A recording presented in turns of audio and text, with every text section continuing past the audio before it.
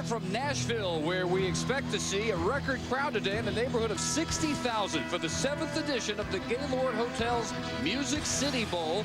Hardly a surprise with Alabama back in the bowl business that Tide fans will be the dominant color here. They only had to roll some 3.5 hours north of their campus to make it here to the Coliseum. As we kick off a New Year's Eve triple-header on ESPN. It is the first meeting ever between the Golden Gophers of Minnesota out of the Big Ten and the Crimson Tide from Bama and the Southeastern Conference.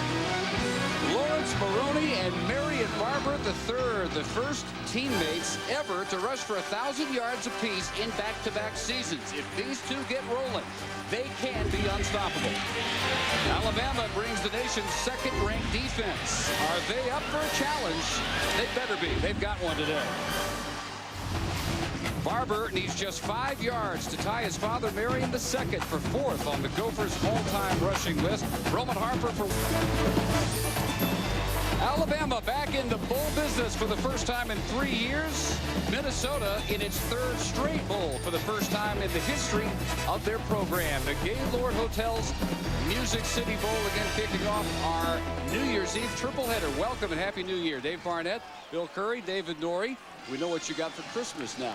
David, what we have in store today is a chance to see history makers. These two tailbacks from Minnesota, Barbour and Maroney, back-to-back seasons in which they both rushed for 1,000 yards. That has never happened. How does Alabama hope to counter that today? Well, I'll tell you what, they're going to have to play some 8-man defense up front. This is a dynamic group of backs. Marion Barbour III, he's the strong runner, the powerful runner. He gets a lot of his work done between the tackles, went over 1,000 yards, obviously, but this was a breakout year for Lawrence Maroney. He has legitimate 4.3 speed, blistering speed down the football field. He's a threat to take it all the way every time he touches it. And when Alabama plays that 8-man defensive front, Bill, that's going to open up some real opportunities for the quarterback for Minnesota, Brian Kupita. Yep, and they're going to face the #2 ranked defense in America as Mike Shula's reclamation project at the University of Alabama starts in the most auspicious place, in my opinion, and that's defense. This defense gives up less than 236 yards a game, and even more remarkably, in my opinion, considering the fact that the offense was decimated and then the defense has been put on the field again and again, they are 3 and out almost 50% of the time. So if they're going to get it done, Dave, they're going to do it against one heck of a defense for the Crimson Tide. Who are coached by Mike Shula, former Tide quarterback in his 2nd year on the job. Last year, 4-9 against the nation's toughest schedule. They played both LSU and Oklahoma, the national title contenders. A little bit easier schedule and a 6-5 record. Also 6-5 this year, Glenn Mason in his 8th year as the head coach of the Gophers. The best 6-year win total this program has seen since 1903 through 08. It's nice and warm, 60 degrees, expected to reach the upper 60s. A little bit breezy. We might get some rain showers as the day wears on. Alabama has won the toss, and Minnesota will receive. First time these two have ever faced one another. And after serving a 2-year NCAA probation, Alabama happy to be back in the bowl business, where you always assume they will be. No one has played in more bowl games. This is their NCAA record 52nd postseason appearance. The winningest program in bowl history with 29, going for number 30 today. Jamie Christensen has it teed up for the Tide.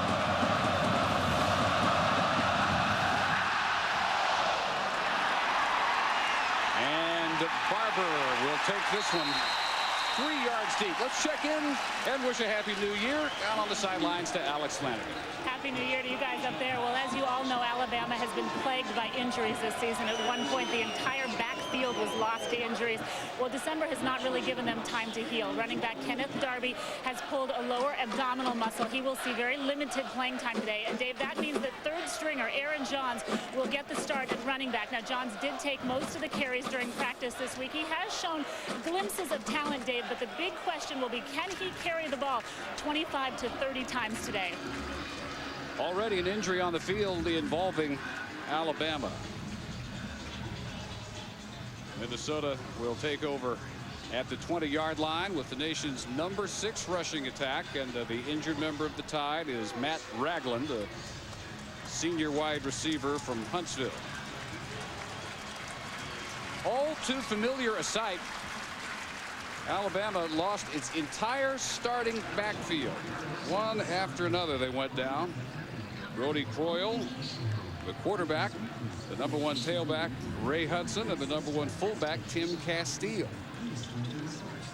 Mark Shula has them all season. They are very likely not bringing a 6-5 record into Nashville. What's really notable about these 3, these are all first-team, all-SEC capable players. And Bill, we talked about it earlier this year. We've had Alabama a couple times. Alabama with these 3 players in the lineup, they may have been talking BCS. You're not kidding. Brian Kupito has had an up-and-down year, his first as a starter, but he holds the Ohio high school records for touchdown passes in a career and a season. And they start with the toss sweep for Barbour. Bottled up, maybe a gain of 1, if that. Barbour, as we said, 5 yards away from tying his dad for 4th in school history on the career rushing list. Valentine has only 21 touches, but he scored on 5 of those. Wheelwright's first 3 catches this year, all for touchdowns. And an outstanding offensive line with Nylander, Setterstrom, and Esslinger all earning first-team All-Big Ten honors. Maroney checks in for 2nd down and 8.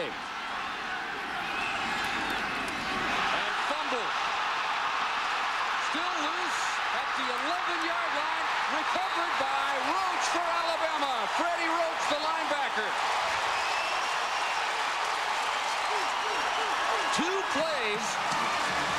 All it takes for the nation's number 2 defense to show up big. And here's where you see the advantage that Alabama enjoys against almost every opponent. Team speed. Okay, that's an error. That's a missed handoff. Watch the white jerseys swarm around the football. Nobody runs like Alabama, even when they're fighting each other for the football. And Freddie Roach, who's been an opportunist all year long, playing 3 different positions, middle linebacker, outside linebacker, and defensive end, comes up with a big steal. So they went for trickery with Barbour as a wideout. Barbour fumbles, Roach recovers, 1st and goal, Bama from the 2, and Spencer Pennington throws for the touchdown.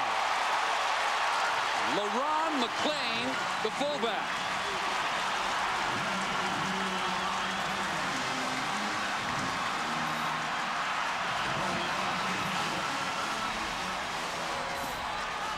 His 2nd touchdown this year, is 1st on a reception. On the first Bama play from scrimmage. It is 6-0. And Brian Bostic, first-team All-SEC kicker. Perfect on all 33 during the regular season. Out of the hold of Alex Fox to make it 7-0. Boy, an Alabama team that has not had many breaks go their way, gets an early one, and doesn't take them long to turn it into points. And when you got your monster man, LaRon McClain, lining up against Minnesota, and they're expecting him to ram the ball, what do? A little trickery early with the play action. Yeah, this wasn't even a big sell from the quarterback, kind of a token fake. But I was impressed with the throw. Pennington laid that right on number 33. And how about a little play action to open up the game, Bill, down on the goal line for the Crimson Tide. You got to hand it to David Rader. A nice play call to keep the Minnesota defense guessing from the very beginning. Or maybe I should say have them guessing, not knowing whether the ball will be run or thrown. Minnesota does not do this. It's only their 4th loss fumble, only their 9th fumble, period. All season long, they were +8 in turnover ratio, 2nd best in the Big Ten. Glenn Mason, who does such a great coaching job. That's coaching when you get that kind of turnover ratio, and he's just sick. This is the last thing he wanted to see to open this game. Well, Glenn Mason knows this Alabama defense, you come out and you play sloppy football, and this defense is capable of embarrassing you. So, once again, Jamie Christensen lays into it. And this time Gary Russell with the catch 5 yards deep. See if Kupito can engineer something now. Only 47% completions, but he leads the nation, 17 yards per completion. So when they go to the air, they don't mess around. There's not any dinking and dunking. They look for people like Ernie Wheelwright, 22 yards per catch, first in the Big Ten, and Jared Ellerson off play action for the most part to do big damage. Next to last in the country in completion percentage, but right at the top in yards per completion. So again from their 20 on the second possession, Maroney, and a gain of 3. Now the next team starting lineup for Alabama. Rudy Griffin is their story of the year, a walk-on who slipped into the starting job early and simply never gave it up, and he's appropriately named. He loves that movie. Linebackers, all first or second team All-SEC. Wortham, the only senior, their leading tackler. And in the secondary, Madison, the leader, 3 interceptions, 8 passes broken up, and on track academically to graduate and earn another season on the field for the Tide next year. They only got 3, and the right side offensively up front moving for the Gophers. Brandon Harston, the guard. Joe Ainsley, the tackle on that side. We have a Big East officiating crew. Prior to the snap, false start, offense, number 78, 5-yard penalty, go second down. And this could not be a much more inauspicious start to this game for the Gophers. Well, here's a second uncharacteristic Minnesota play. They are the least penalized team in the Big Ten. At 38 yards a game is just unbelievable in today's football. They do a great job of avoiding penalties normally. Back it up for 2nd and 12. And this time some room around the right end for Lawrence Maroney. Chased out of bounds. Marked at the 22-yard line for the sophomore from St. Louis. 113 yards per game, 3rd best in the Big Ten. Now the Golden Gophers are going to feature their running game, but make no mistake about it, it's tough to run the ball against this 8-man defensive front for Alabama. Auburn with Ronnie Brown and Cadillac Williams didn't rush for over 100 yards in that game. Jason Campbell, the quarterback for Auburn, had to get it done. 3rd and 7, Kupito with an open man and a first down to the 34. It's Jakari Wallace, the fastest Gopher. About a 4.340 for Jakari in a 12-yard gain.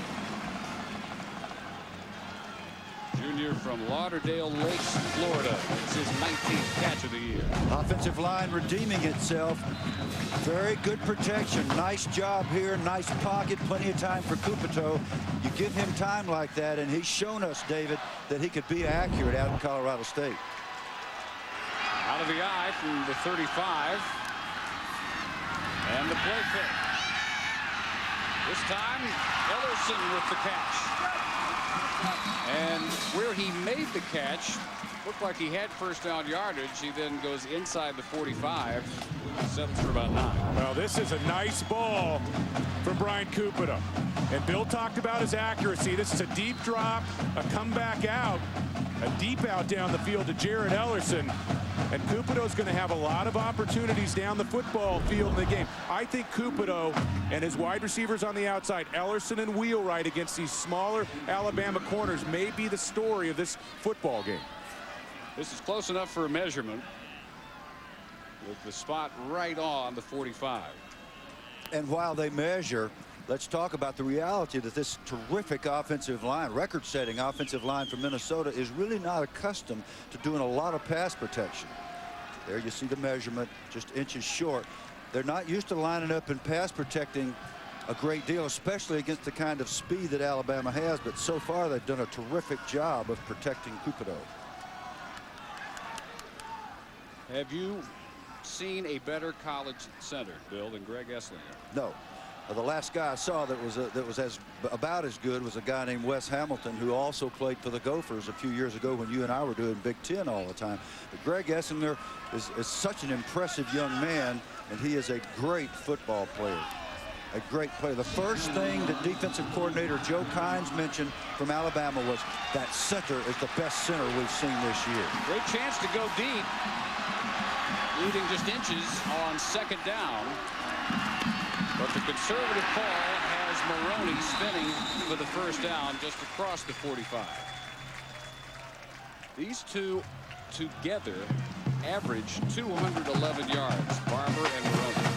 The most any team rushed against Alabama this year was 211 yards. That was by Arkansas. No individual has a 100-yard game against Bama this year. Barbour averages 98. Maroney is at 113. And therein we have the intrigue of the matchup. We also have our first timeout. It's called by Kupito. 12:07 to go in the first quarter. They turned it over on their first possession. On the first play, Alabama scored 2 yards out. 15 yards behind his father, Marion II. He was an all Big Ten Gopher, 1977 to 80. Not much doubt he'll pass Dad today. Yeah, well, he's playing for Woody Hayes Jr. down there, my buddy Glenn Mason. He may not get back in the game for dropping that football. If he weren't Marion Barbour III, we might not see him again, but I suspect he'll work his way back on the field. First down after their timeout. We'll see what they cooked up from the 46-yard line. And it is Maroney gets into the Tide secondary for the first time and into Tide territory at the 47. And David, between these two, Maroney is the more impressive physically. Faster, seems to have quicker, sharper cuts. Barbour more of a straight ahead plucker. Well, Maroney definitely is the home run threat. You watch some of the moves in the hole that he makes here. He gets a little seam. Watch the cut back to the left and the work of the big guys up front. Maroney blistering speed at running back. Off right tackle this time. He's close for the first at the 44. Roach there for the tackle for the Tide. Roach, who recovered the early fumble by Barbour to set up a 2-yard touchdown pass. When we say Esslinger's a great center, here's the difference he makes. Watch him reach to his right. He's blocking a defensive lineman that's on the play side. That's Rudy Griffin. He's to the play side. When the center can do that with a little help, with a nudge from the guard, he eliminates a tackler. He actually adds a blocker. 1st and 10. Kupito looking deep. Far sideline, badly underthrown, and Roman Harper ranges over from safety to pick it off. In less than 4 minutes, 2 Alabama takeaway. David, we're talking about the real deal kind of speed when we talk about this defense. Roman Harper has done such a great job covering the center of the field over the course of the year. Joe Kynes, the defensive coordinator, talked to us about that. Kupito was looking at a stop-and-go route to the left side. Big arm fake. And the secondary for the Crimson Tide wasn't buying it. 3rd interception of the year ties him for the team lead. Roman Harper turns it over to the offense. And a premature snap at time. J.B. Klausner, the Alabama center, double clutching. Jack Kramer with the call. Prior to the snap, snap infraction, offense, number 74, 5-yard penalty, still first down. Now Minnesota going with a heavy dose of play action early in the football game, and Kupito needs to save this throw. Gets the ball up in the air too late. You got to come back down underneath. He was looking for Paris Hamilton. A nice reaction by Harper. Pennington from his own goal line. Slides at the 4-yard line. Darrell Reed providing the pressure. All Big Ten defensive end and the Gophers defensive MVP this year. At the team luncheon yesterday, we were asking questions of the coaches submitted from the audience, and Glenn said to me, you know, that's one of our players, Darrell Reed, that submitted that question. Darrell Reed's a good player. Well, right now, he's just showing that. He just went right with the arm under on Kyle Tatum and ran him straight into the QB. Great play by Reed. 2nd and 20, and Alabama on the ground with Aaron Johns, true freshman tailback, in that spot where they have been so banged up this year. He's out of Thomasville, Alabama. Only played in 7 games during the regular season. But they think he can be a big-time home run outfitter. Acceleration. Wants the ball, gets the ball early, and now heads out as they look at a 3rd and long, 3rd and 18. I'm going to tell you folks something right now. This is going to be a butt-kicking contest. These teams came here to play some football. They are getting after each other. Kenneth Darby listed questionable all week. Still bothered by an ab injury. Checks in as the pass goes to the sideline, and DJ Hall is nowhere near the first down, barely near the original line of scrimmage. Now that was a ball that was not thrown as crisply as the touchdown pass. Pennington tried to get that ball outside to Hall. The secret, get the ball out there quickly, put a little mustard on it. Pennington, I don't know what happened there, but he didn't get much on the football. A little bit of one of those whipple balls. Yeah, it looked like a bit of a knuckler, Bill. So Barbour at the 50, awaiting the punt from Bo Freeland. Alabama's had this kind of year. Even the punter was an injury question with a knee problem. Freeland, a senior out of Utah, Alabama, standing in the middle of his end zone. And they come after him. Amir Penix close to a block. Barbour at the 49. His man misses. Barbour out of bounds at the 44, a 42-yard kick. Barbour returns at 7, still with memories of the early fumble in his head, no doubt. It's why Alabama leads. And in part by Bridgestone, passion for excellence. And Capital One, what's in your wallet? You think of Nashville, it's impossible not to think of the Grand Ole Opry. And there's the original home, Ryman Auditorium. Since 1943 until 74. Originally built as a church in 1892. And they call it the Mother Church of Country Music. 44 of Alabama. Minnesota takes over with Maroney taking the handoff with big room. Tiptoed out of bounds at the 31. If he keeps his balance, he may take that one the whole 44 yards. Here's how you become an All-American center. Watch Greg Esslinger, number 61. Very few centers have the agility to do this. He pulls, he drives, he cut blocks, a perfectly legal block on Freddie Roach, as opposed to a chop block, which is a whole different matter. That was a perfectly legal cut block that stopped Roach from getting to the outside. Gain of 13 already, 33 yards for Lawrence Maroney. Inside the 30 for Barbour. Let's check in down with Alex Flanagan. Well, Dave, believe it or not, Alabama has lost another player to injury. You saw wide receiver Matt Ragland get injured at the beginning of this game. Well, he has suffered an ACL injury. He has gone to the locker and been told to go ahead and change out of his uniform. He will not be back in this game. Hard to believe another injury for Alabama players, especially another knee injury, Dave. It really is.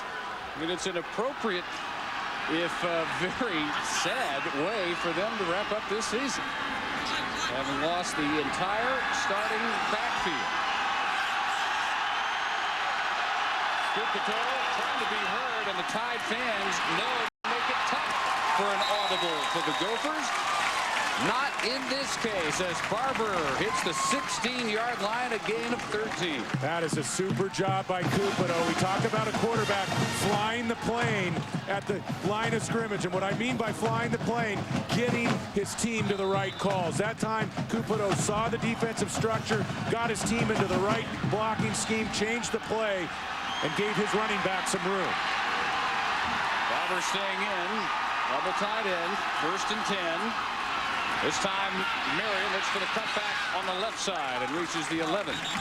And with that, now, Marion the 3rd has passed that man, Dad, Marion the 2nd. 4th on the all-time Gopher rushing list. Bill, Marion Barbour the 3rd. Glenn Mason had several assistants that were banging the table saying, we do not want to give up a scholarship to this kid. And Glenn Mason, his kids were going to the same high school that Marion Barbour III were going, and he decided to go ahead and give him a scholarship. I think it paid off. Again, Barbour pounds his way to the 7. Close for 1st and goal. I think you're right, David. Well, the head coach has that prerogative, and the head coach has that responsibility. When you see something special in a kid, you just got to, hey, man, I don't care what you think. This guy can play. I'm going to give him a scholarship. And, of course, it's paid off big time. And he's even redeemed himself in the eyes of his hard-nosed coach, which is the only reason he's back on the field. Not quite a first down, but less than one needed for the first, 7 needed for the touchdown. Barbour, first and goal at the 4. Now, I get teased a lot by my colleagues for bragging on offensive centers, and we can't feature Greg Esslinger every play, and I'm not going to do that. But the young man is conducting a clinic in offensive center play. I've been around this game a long, long time. I was an offensive center. It's probably the only thing I know a lot about. The guy is unreal. Did you ever pull? Yeah, I did, because I was a midget. That was before much pulling was going on. Valentine in, full back in the eye. Toss sweep. Coming right with a flag down. And out of bounds right at the pylon. Barbour, but Jack Kramer, the Big East crew, will march this one back 5.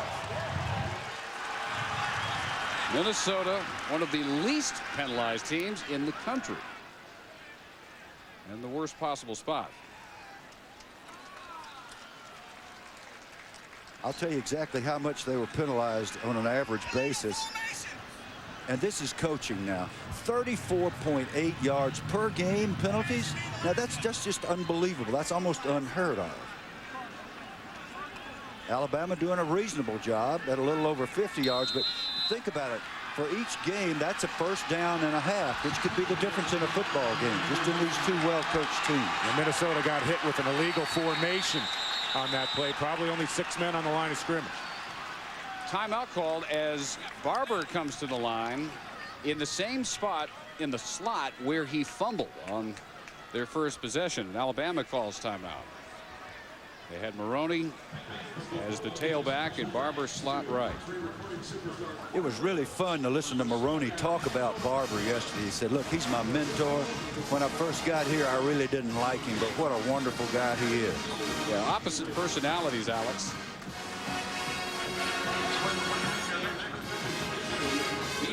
Hey, Dave, well, I wanted to talk to Marion Barbour's father about that career rushing record, but he declined to do an interview because he said that he wanted the spotlight to be on his son today. He said he didn't want to take away any of the spotlight from his son, so he declined the interview, but he said he's a very proud father.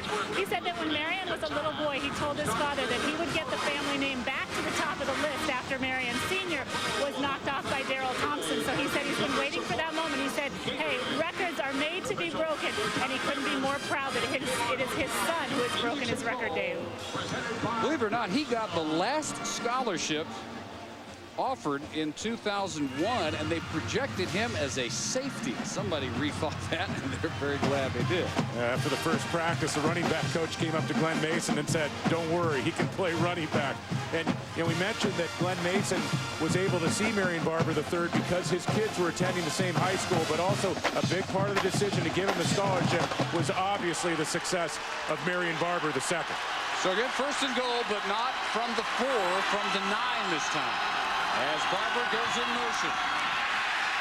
And Alabama ready for the give, which went to Maroney. The first time they went with that look, the handoff went to Barbour. He never had control. He fumbled it, and Roach recovered it at the 2, and Alabama scored on their first snap.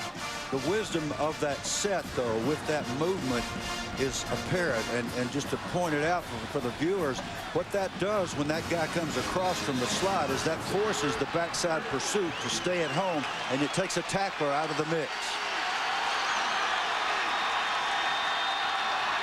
Tight end Matt Spaeth in motion. Toss. Maroney. Lawrence Maroney nailed out of bounds just inside the 5. And third and goal coming from there. Jawan Garth, the linebacker who backs up Freddie Roach. With hey, David Norrie, there's some serious hitting. I was just going to say that, Bill. They are throwing the leather around out there. Yes, sir. This is a big physical offensive line that's getting out not only Esslinger, but Ryan Melander, the left tackle, number 74. I mean, he is monstrous. And it's going to be interesting to see how this defensive front for Alabama holds up against the size of Minnesota. Barbour back in for Maroney. Barbour looking to throw into a crowd and intercepted. Intercepted. Alabama with another takeaway, Anthony Madison. When you talk to Joe Kynes about his hard-working, aggressive defense, he'll tell you Anthony Madison and Ramsey Robinson, the corners, are the two hardest workers on the entire football team. Now this is an option pass, and Marion Barbour III has to eat the football on this play. You can't throw the ball up for grabs. And I think Marion Barbour, even though he's not a quarterback, the minute the ball left his hands, he knew that was a major mistake. Joe Kynes' defense comes up with turnover number 3 and the 4th interception by Madison. So they're on their own 2, but they still lead 7-0. They'll try and grind out some breathing room from there as the fullback McClain takes the handoff. Minnesota trying to go exotic with Barbour twice now. The slot end around, he fumbles on the halfback option. He throws the interception, and something that the Gophers specialized in a positive manner during the regular season has just exploded in their face today.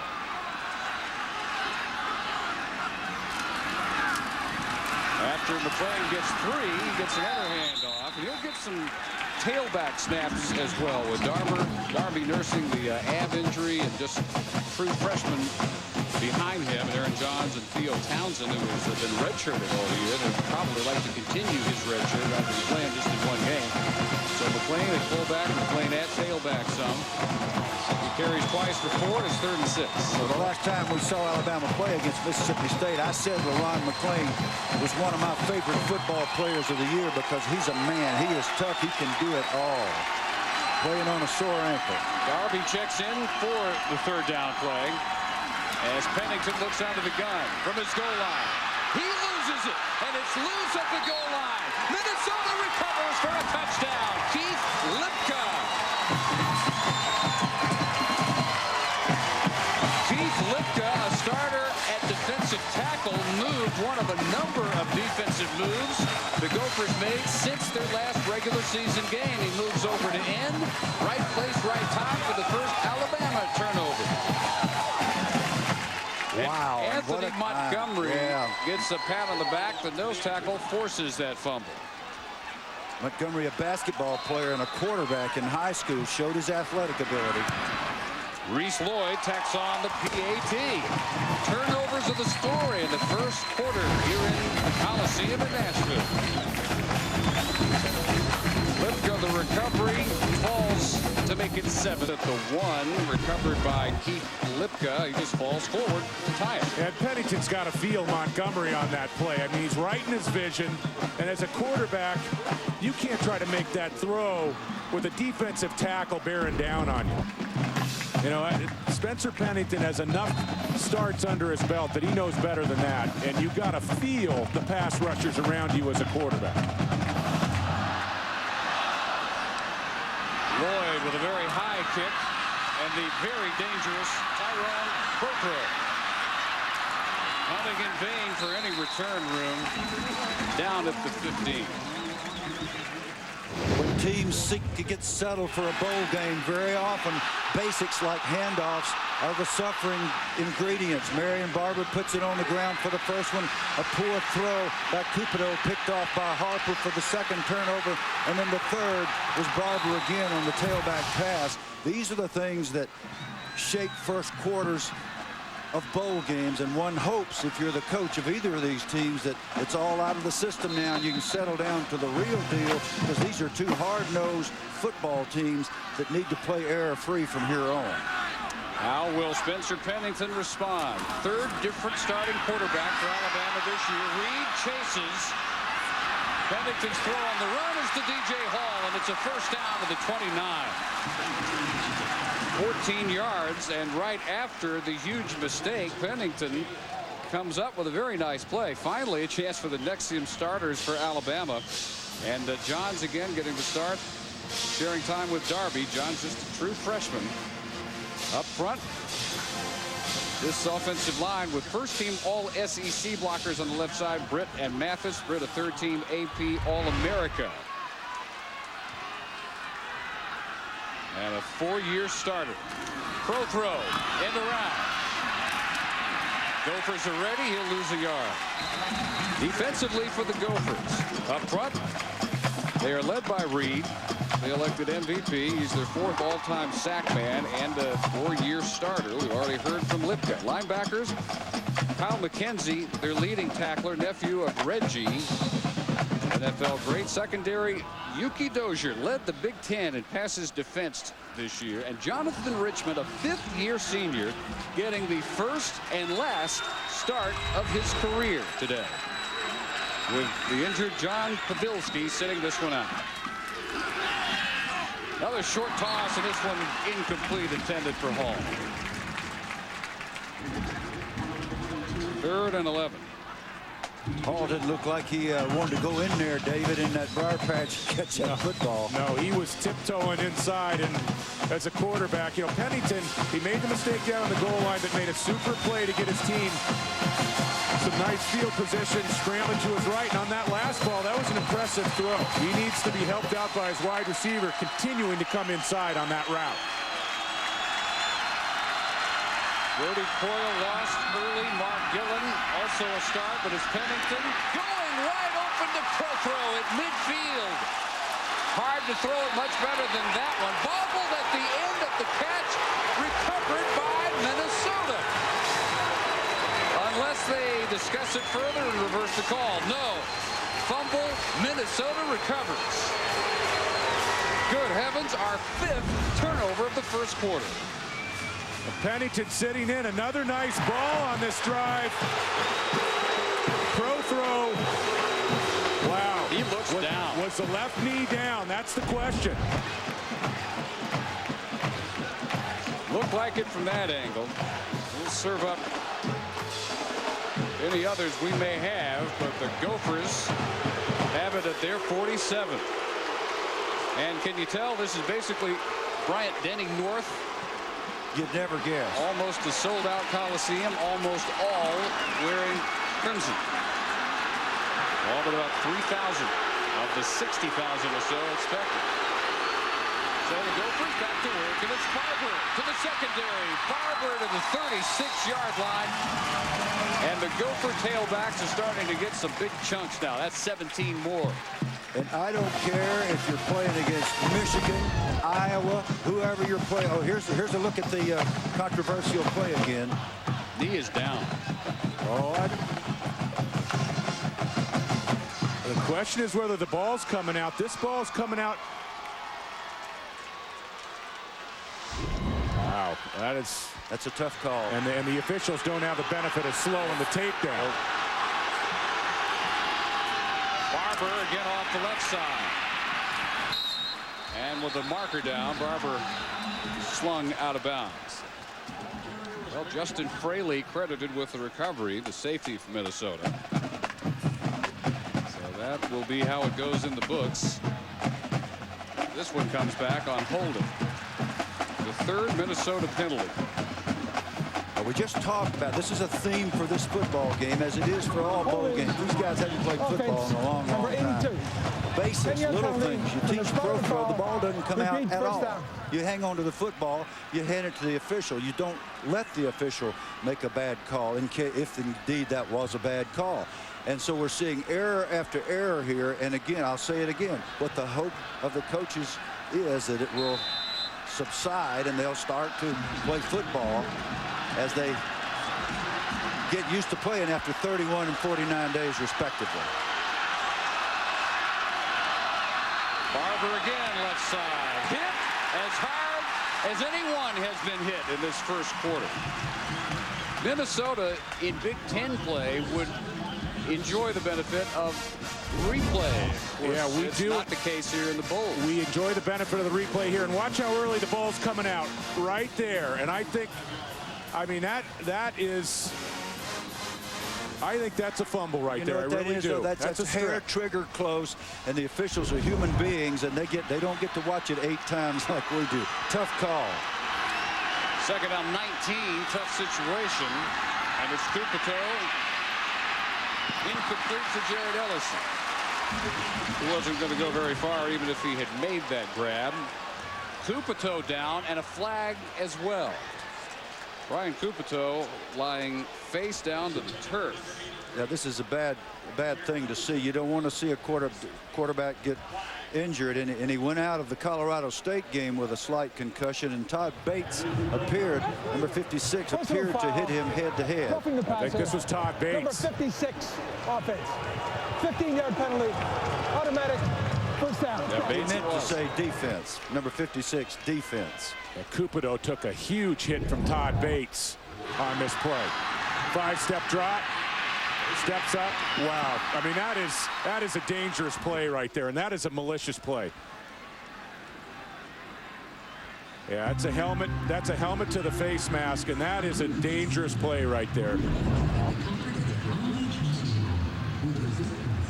So with the penalty, it's up to the 30 with 1:27 to go in the first quarter. Kupito still down. The 7-7 game. Kupito walks off, albeit limping, but at least they didn't have to get the stretcher out for him. Kupito will give way now to a junior who has played only 3 games and very little in those 3. Adam Ernst out of Orange, California, has only thrown 1 pass all season. It was complete for a 10-yard touchdown. Originally signed with Cal out of Mount San Antonio Junior College.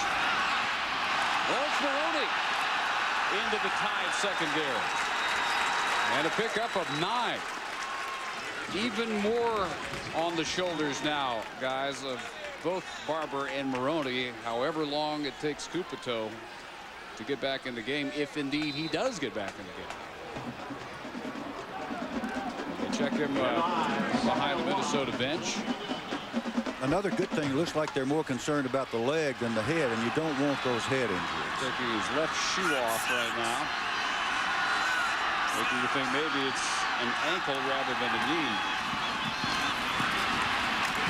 Barbour will be right at the marker, maybe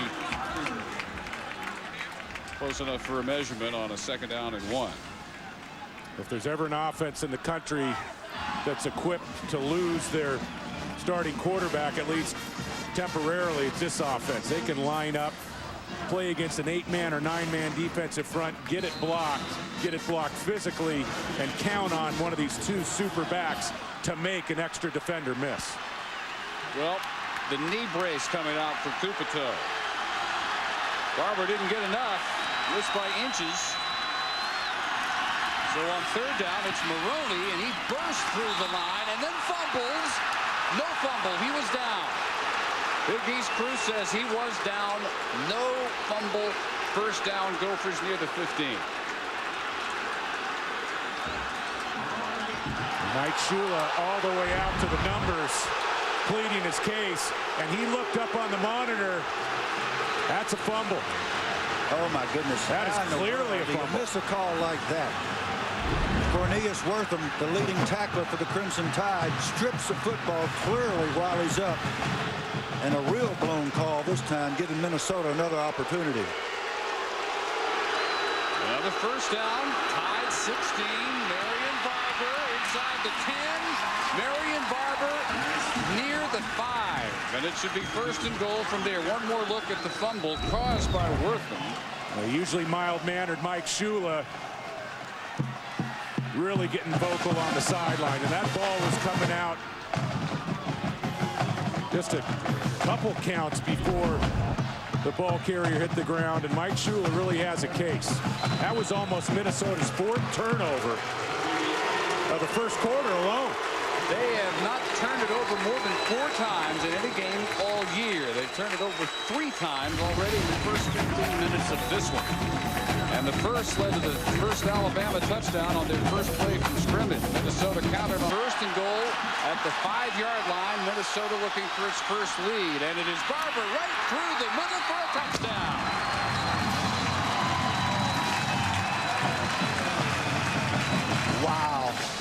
Brilliant play call.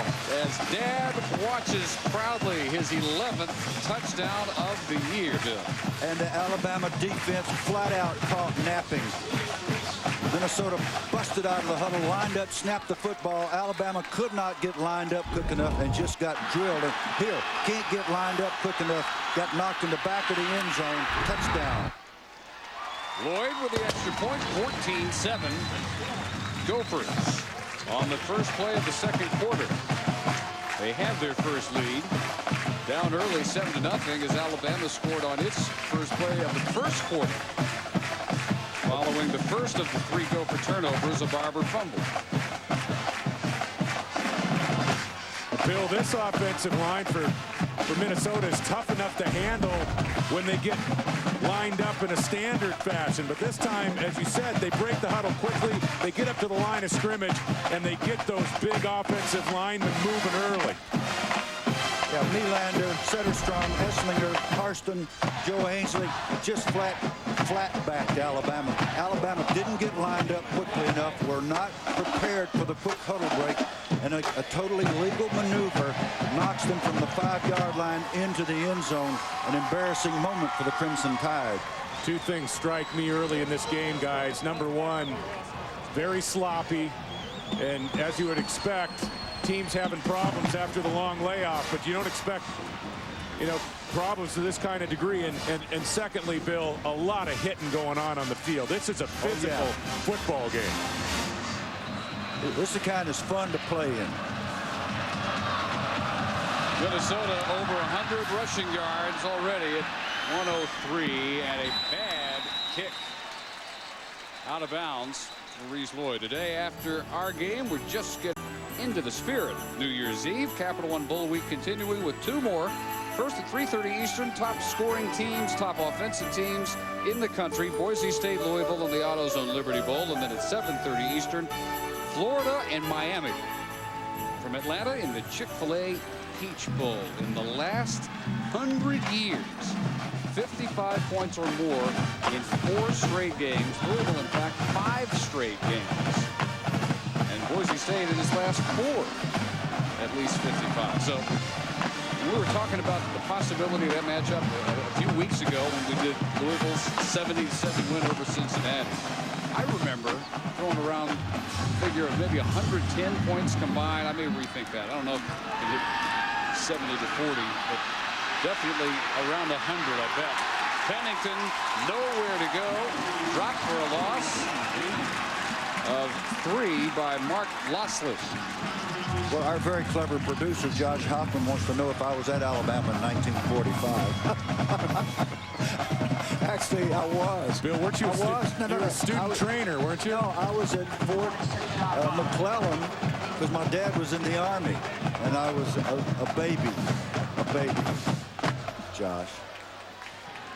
Coupeteau tries to keep the leg loose. Get an update in just a second on his condition from Alex.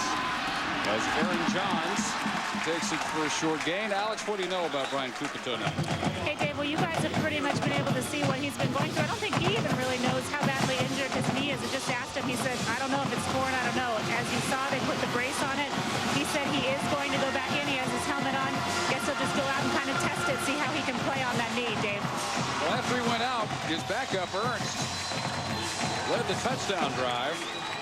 Put him up 14-7 by simply handing off and not making any ball handling errors. Here's a 3rd and 17.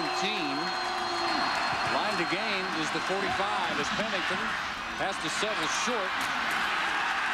And maybe 2 yards is all they're going to get on the pass completion. On the catch made by Ezekiel Knight, backup wide receiver. Now, the offensive line for Alabama has done a reasonably good job this year, but they're having a very hard time pass protecting against the rush of Darrell Reed, Eric Clark coming up the field. Quarterbacks are getting a lot of heat from the Minnesota front 4. So Bo Freeland on the punt.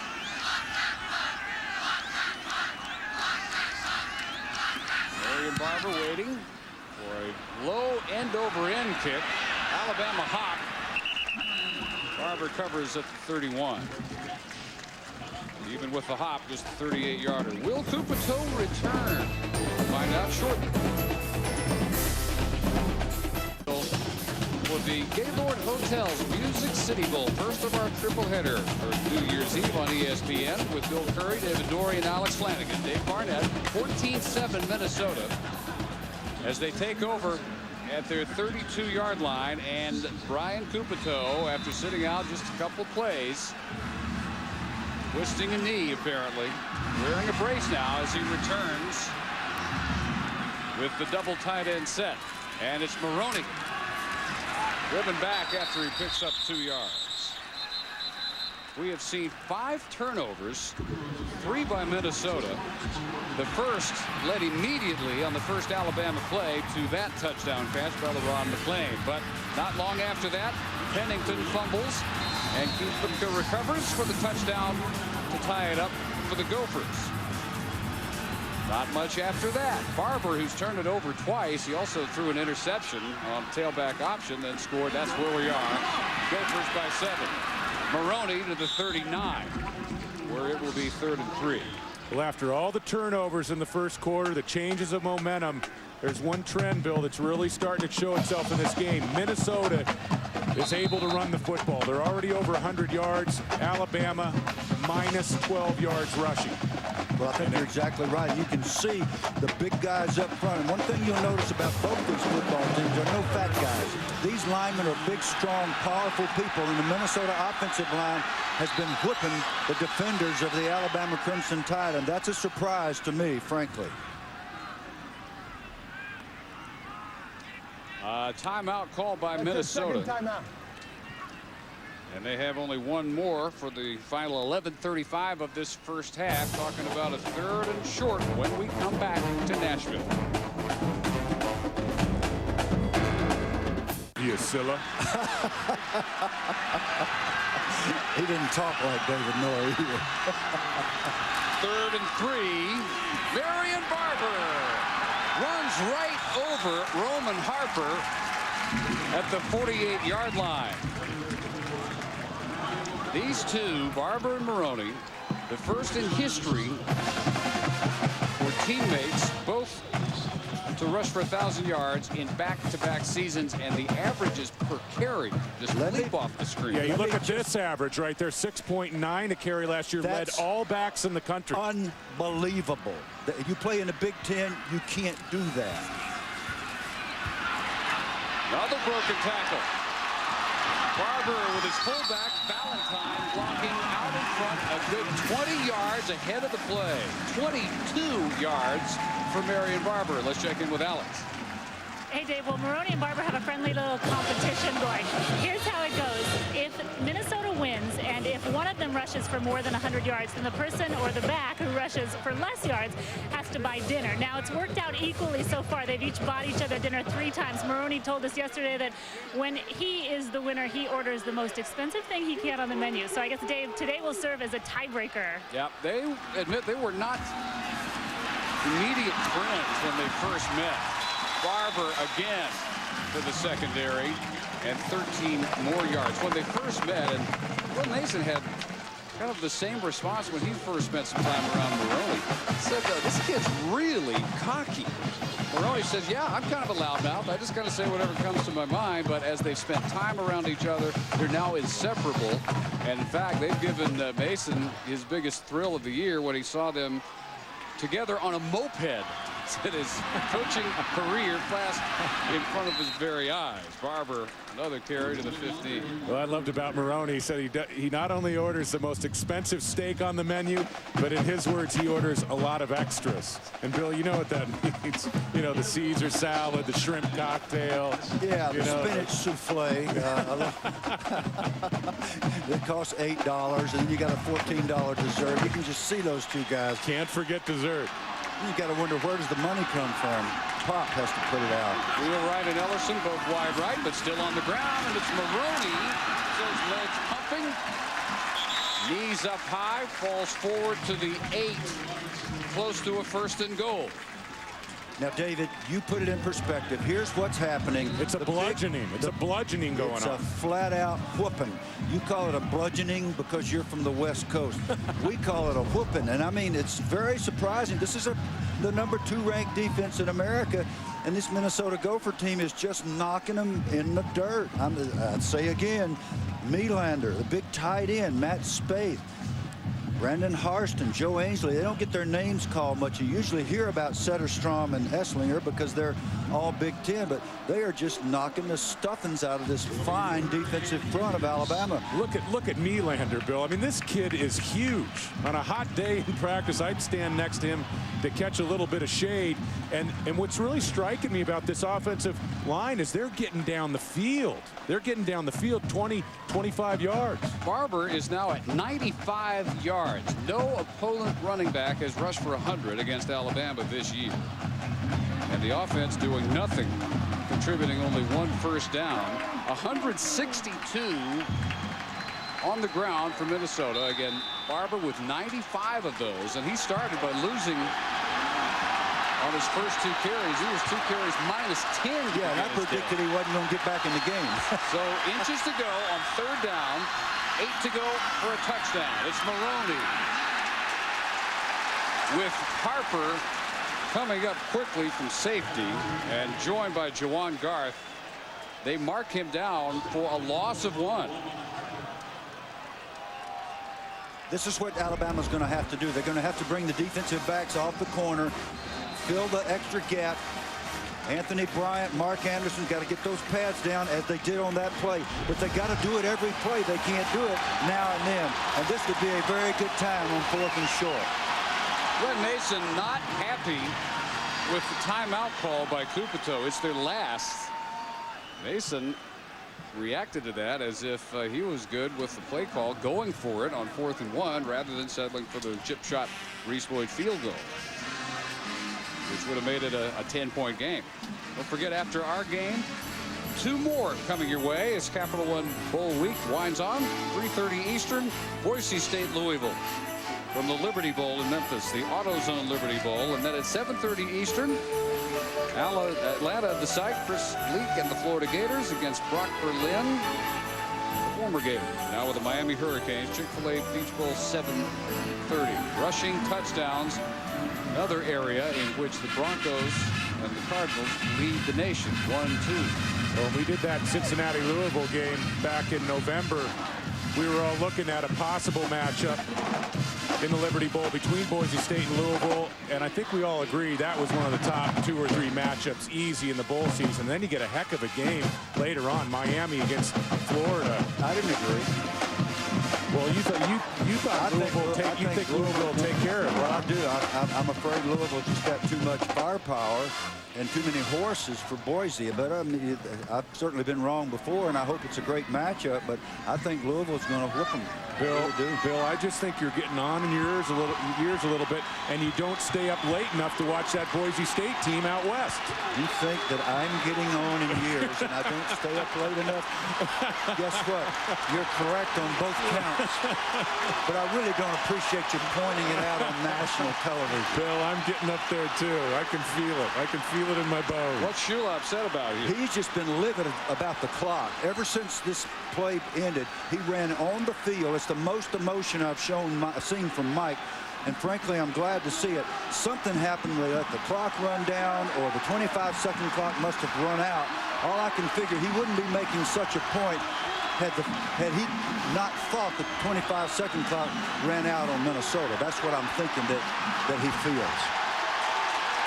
Yeah, he also had a turnover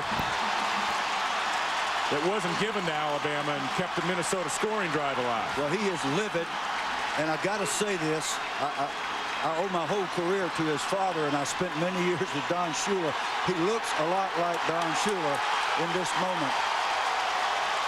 You mean when he's angry? There's my coach.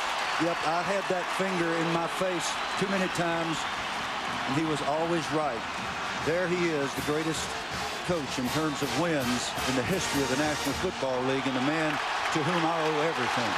Kupito racing to the line now. 4th down, 1 to go to the 7. First down, goal to go, Lawrence Maroney. That's how confident Mason is. Never even thought about a field goal. Now the Minnesota rushing game continues to move the football. But Bill, you know, your head coaching stint at Alabama, you know what it's like to be the head coach in Tuscaloosa. And I think watching the fans here in the stadium, seeing Mike Shula show some of that emotion, that was welcome for the Crimson Tide. Yeah, they like that. Two tight ends. And a play fake. Kupito back at the end zone and incomplete, intended for the tight end, Matt Spaeth. And awfully close to his second interception of the day was Anthony Madison. And I don't like that call, David. Well, he definitely was trying to fit this ball into Matt Spaeth. The big tight end goes about 275 pounds. He's become a bigger part of the passing game for Minnesota. And Anthony Madison got great depth in the corner of the end zone, made a nice play. But why do you throw it? If they do on second and goal. If you're going to throw it, first down's a good time to play action, Bill. Toss from Maroney. No place to cut it back, and he is buried. Mark Anderson up from defensive end. See, now instead of having 3rd and 2, you got 3rd and 8. I mean, you're knocking them off the ball, you're whipping them up front, and you throw the ball in the back of the end zone, you almost get it picked, and now you got 3rd and 9. This is not a 3rd and 9 offense. Well, you're certainly right in one respect, Bill. Coaches look at these games on film the following day, and they look at a drive bogged down, and they look back and they go, you know, we're running the ball like a hot knife through butter down the field. Why did we decide to throw it? 3rd and goal from the 9. 3 receiver set this time. Play clock has expired. And the Tide players celebrating another walk-off. 5-yard penalty. Still 3rd down. Still 3rd down. Still go to go. But it's going to come now from the 14. One of the most rudimentary responsibilities for a quarterback is when you break the huddle, you have your eyes fixed on the play clock. You find the play clock, and then you run your team at the line of scrimmage accordingly. And Brian Kupito, over the course of the season, tends to lose track of that play clock, and Glenn Mason wondering what's going on. Maroney is the back. 3-step drop. Fake or wheel right. Incomplete. Big 6'5" target who has caught 7 touchdowns during the year. Kupito throws twice to the end zone and twice comes up empty. Now, Wheelwright is one of the real young, talented wide receivers in the country, and that ball is thrown right where it needs to be. I think Wheelwright needs to make that play. Tough catch, but he had an opportunity. Madison makes another play. I think Madison got a hand in there and jerked it out. He did make a nice play on it, but still Wheelwright can go up high and make that play. A flag before Minnesota can get the field goal snap.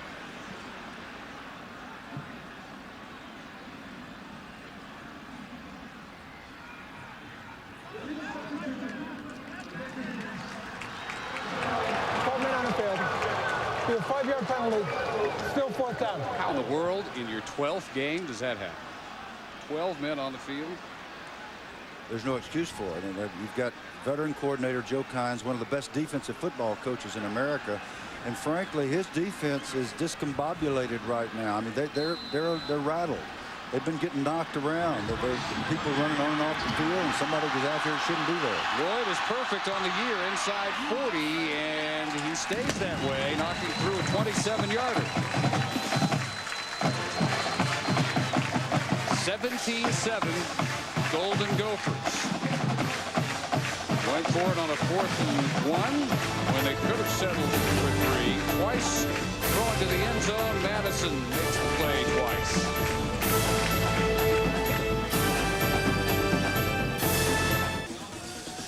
Just about a packed house at the Coliseum in Nashville, Tennessee for the Gaylord Hotel's Music City Bowl. Minnesota with 17 unanswered points now, leading by 10. 8:07 to go in the first half. Reese Lloyd's kick down to the 5. Pro throw. Hale from behind at the 27. 2 years ago yesterday. Minnesota was here. Took on Arkansas, already at 22-7 late in the fourth quarter. Running back Thomas Tapé putting it away with a 33-yard touchdown run. Minnesota celebrated a 29-14 victory over the Razorbacks, their first bowl victory since 1985. And as much as the SEC likes to talk about how top to bottom they think they're the best conference in college football, you can't tell it by their results here. 1-5 since this game began in 1998. With a resounding Alabama loss to Virginia Tech at Vanderbilt Stadium, 38-7. LaRon McClain, who has the Alabama touchdown on their first play from scrimmage, with this catch, good for about 6. Well, we talked about the Alabama defense playing an 8-man defensive front against the Minnesota running game. Well, Minnesota's using an 8-man front to stop Alabama on the ground, and Pennington's feeling the weight on his shoulders. He's going to have to make some plays in the passing game. Give McClain 7. And he goes in motion on 2nd and 3. DJ Hall with the hitch. First man misses. Dozier, and the first down to the 39 for Hall, a true freshman for Walton Beach, Florida. In Minnesota with a new defensive coordinator, David Lockwood, Greg Hudson left to go to East Carolina with Skip Holtz. And David Lockwood has just been so pleased the way his defense has responded in their work ethic in the bowl preparation. And they have certainly played well today. But I think you're right, David. They're coming out now giving Pennington some easy throws to catch and throw and catch. And they can't keep putting that defense back on the field. Hall with that catch, the first freshman to start at wide out for Bama since 74. Ozzie Newsom back then. Aaron Johns with flags flying everywhere, caught for a loss. That's a hold on Kyle Tatum, working against Darrell Reed, the most talented player up front for Minnesota. Jack Kramer. Holding. Offense. Number 58. 10-yard penalty from the previous spot. Still first down. And that is Kyle Tatum, the tackle.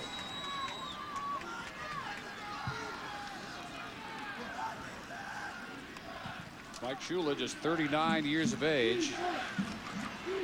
And the brand new defensive coordinator, David Lockwood, Bill said, replacing Greg Hudson, who surprised many in Minneapolis by leaving to take over a much lower profile defense, but worked for his good friend Skip Holtz of East Carolina. McClain plowing just across the 30. Very, very little room for any of the Alabama running backs. It's been that way all day. They're still at -10 rushing yards. Well, when this offense lost Brody Croyle early in the season, I think Mike Shula knew it was going to be a tough task for the passing game the rest of the year. And Spencer Pennington, I mean, it's tough enough for him, Bill, in regular situations, but 3rd and 15, 3rd and 20s, this offense just isn't equipped.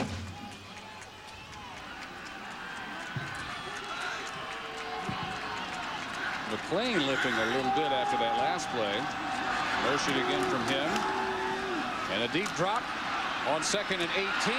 A strike at midfield. Prothro with a first down. And Pennington lighting a fire maybe at last for the Tide offense with a gain of 19. Tyrone Prothro, marvelous athlete. Watch the nice cut. A little dart out, back across on the dig. Sits down perfectly against the zone, and a perfect throw by Pennington. But look at the protection. That's the reason the play was successful. Yeah, and he's hit Prothro on 2 balls on 2 dig routes in this first half that have been very impressive balls. Prothro at quarterback. Thought maybe we'd see that at some point today, and Dave Rader, the offensive coordinator, says, hey, why not here? They slipped him in for a surprise touchdown against Mississippi State, gave him the lead for good. Now, Mike Shula told us that they've been trying to get Prothro extra touches down the stretch in the season, and you know, he's really their major playmaker on the perimeter. Tyrone in high school in Cleburne County Finished third in Alabama high school history, over 8,000 all-purpose yards. Pennington, wide open. Keith Brown with one man to beat. Up the sideline and driven out inside the 5 by Jonathan Richmond. 39 yards. And Alabama in business. Another true freshman wideout. Keith Brown, a marvelous athlete. We saw him early and watched him struggle. Now he's got his feet under him, and watch this move in the open field as he makes Jamal Harris eat a little turf there, and then down the sideline with that terrific speed, and another nice throw by Pennington. Marked him out at the 6. First and goal from there. David Cavan, tight end in motion. And to give to Aaron Johns, who hunts in vain for anything at all through the middle. This offense is really missing Kenneth Darby, Bill, especially in tight spaces down near the goal line, second and third and short situations. Well, excuse me. They're missing Kenneth Darby, Ray Hudson, Tim Castillo, and LeRon McLean is about half speed with his ankle. And I mean, they are really hamstrung. They really are. You're right. Their playmakers are mostly on the bench. No gain for Johns. Pennington on second and goal. Plenty of time. Chased by Darrell Reed. Keeping. And out of bounds right around the 5. And a late hit. Flags. And Pennington laid out flat on his back. Darrell Reed chasing him from midfield. Once he finally got to him, couldn't resist making the hit, and it's going to cost Minnesota their 5th flag of the afternoon. You know something, you should never hit somebody out of bounds, but I'm telling you, I've chased those quarterbacks before. The little bit of time I got to play defense, here's the call. Late hit out of bounds. Number 51, defense. And you don't know when you get to the sideline. That was not a malicious thing. That was not an attempt to injure Spencer Pennington. That was just an attempt to tackle him and not let him turn it up the sideline. Actually hit him before he went out of bounds. Yeah, that was a tackle. That wasn't a huge hit right there. And Mike Shula was checking in on Pennington right there to make sure that Pennington was okay to go. From the 2, first and goal. 3:49 in the half. McLean turned away. Very, very little between the tackles for any of the Alabama running backs. Mario Reese, one of the Gophers, moved since the last regular season game. He went from defensive end to linebacker, and he makes the stop after 1 yard. Second and goal from the 1. Well, Pennington was dinged, Bill, and you know, being a head coach, you want to make sure that your quarterback's okay to take that next snap. You don't want him out there, whirly-bird. This offensive line has got to take over here. Behind him, Mark Gillen.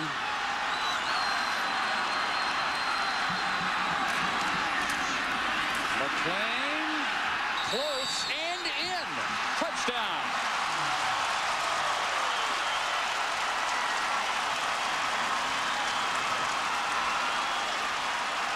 LeRon McLean had 1 touchdown all regular season. He's got 2 today on a catch and now on a run. And Alabama, Brian Bostic, PAT, away from making this a 3-point game.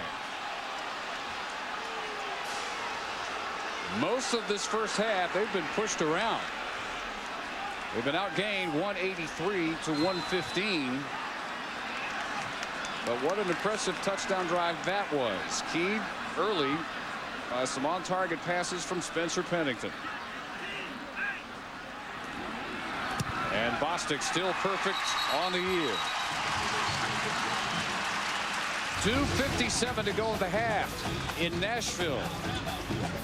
Sophomore LeRon McLean with a pair of tied touchdowns. 3 touchdowns, 8 interceptions. But over the course of the year, he started to get markedly better. And over his last 3 games, he almost doubled his average through the air, and the percentage went up. And today, as you look again at the short touchdown run by McLean, Pennington, who really keyed that drive with the early passes. Now 9 of 10 through the air, 117 yards and a touchdown. You saw McClain how he got that touchdown. I just love that guy. Jamie Christensen kicking to Gary Russell. Breaks one tackle, now finally down, and so is the ball at the 20. But recovered by Minnesota. Maroney on the bottom of that pile. As we check in with Reese Davis, what do you have in store for us? Big, Bill. I think we need replay, and I think you guys are jealous of my suit. I think we need a playoff, guys. Well, let's don't start that. They're not the only ones jealous of your suit, too. Marion Barbour, who is nearing 100 yards. He's at 95 before that carry. Up and down day. He had an early fumble, led to a quick touchdown. He also threw an interception on a tailback option. Since then, though, been almost unstoppable. 18 carries now for 96 yards and a touchdown. 4 yards from becoming the only back all year to hit 100 against this number 2 in the nation Alabama defense. Jakari Wallace in motion. Kupito going deep. One-on-one coverage and complete across midfield. It is Jared Ellerson, the leading receiver on the year, good for 32 yards. Yeah, and they spotted the true freshman Simeon Castile in at corner and went after him right away with Ellerson, one of their fine receivers. And as we've said, David Norrie told you earlier, this Minnesota team will put it up deep, maybe more than anybody else in the country. Kupito did a nice job of getting that ball up early, getting it on the receiver quickly. And Castile didn't have time to look back, get his eyes back to the quarterback, and make a play on the football. Kupito during the year leading the nation 17 yards for completion. Right at about that today. Barbour is buried for a loss. Back at the 49. Minnesota has used all its timeouts, so they unpile quickly. Kupito with the call from the sideline as the clock gets inside a minute 20 in the half. And a loss of 2. Barbour down at 94 yards now. 2nd and 12. And Barbour gets about 3 more. Next snap will come inside a minute. I'm going to say this quickly, David, because of the situation, but playing against Minnesota is almost like a wishbone team. On 2nd and 12, they'll hand the ball off, and that's a threat. You don't want to have to fool with that, but they may hand it off here. You don't know what they're going to do with the run and pass. Look for the out routes, quick passes, and instead they run it 3 straight times with Barbour. And Barbour to the 43. Going to be 4th and 5 as Cornelius Wortham makes the tackle. Barbour now at 100 yards, first to do it against the Bama defense this year. That is really curious play calling. I mean, you go ahead and you throw a fade route from your own 25-30 yard line, and then you run the ball 3 times in a row. And Alabama calls time to get one more crack when we come back. Back in Nashville, the Gaylord Hotel's Music City Bowl. They call it that for a very good reason. Walk down Broadway downtown, and you can hear live music coming out of seemingly every door and window. Them boys don't have a real big crowd in there, though. Dave, how good are they? Dave, I'm going to hang out in a few of those bars tonight, and I'll see you down in Phoenix tomorrow. Well, I hope so. Thanks for the warning. Reese Lloyd also the punter. And this one will go very short off the side of his foot. He gets about 5 yards worth of bounce, and it rolls out at the 15 with 28 seconds. Alabama 85 yards to travel after just a 28-yard kick. Don't forget, lots more coming today as Capital One Bowl Week continues here on ESPN. 3:30 Eastern following us. Boise State, Louisville, top 2 offenses in the country in the AutoZone Liberty Bowl.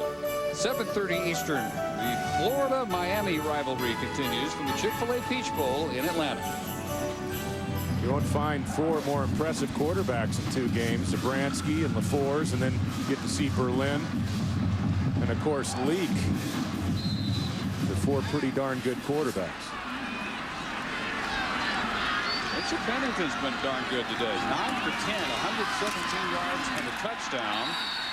They hand off to Kenneth Darby, making you wonder why they bothered with the timeout. That's all they were going to do. Here comes a late flag. You're right, Dave. Pennington was extremely impressive on that last drive. Face mask, Minnesota. But this is our third Alabama game to broadcast, and this is by far the best Spencer Pennington's looked. Yeah, he's gotten his feet set. He got a rough day early.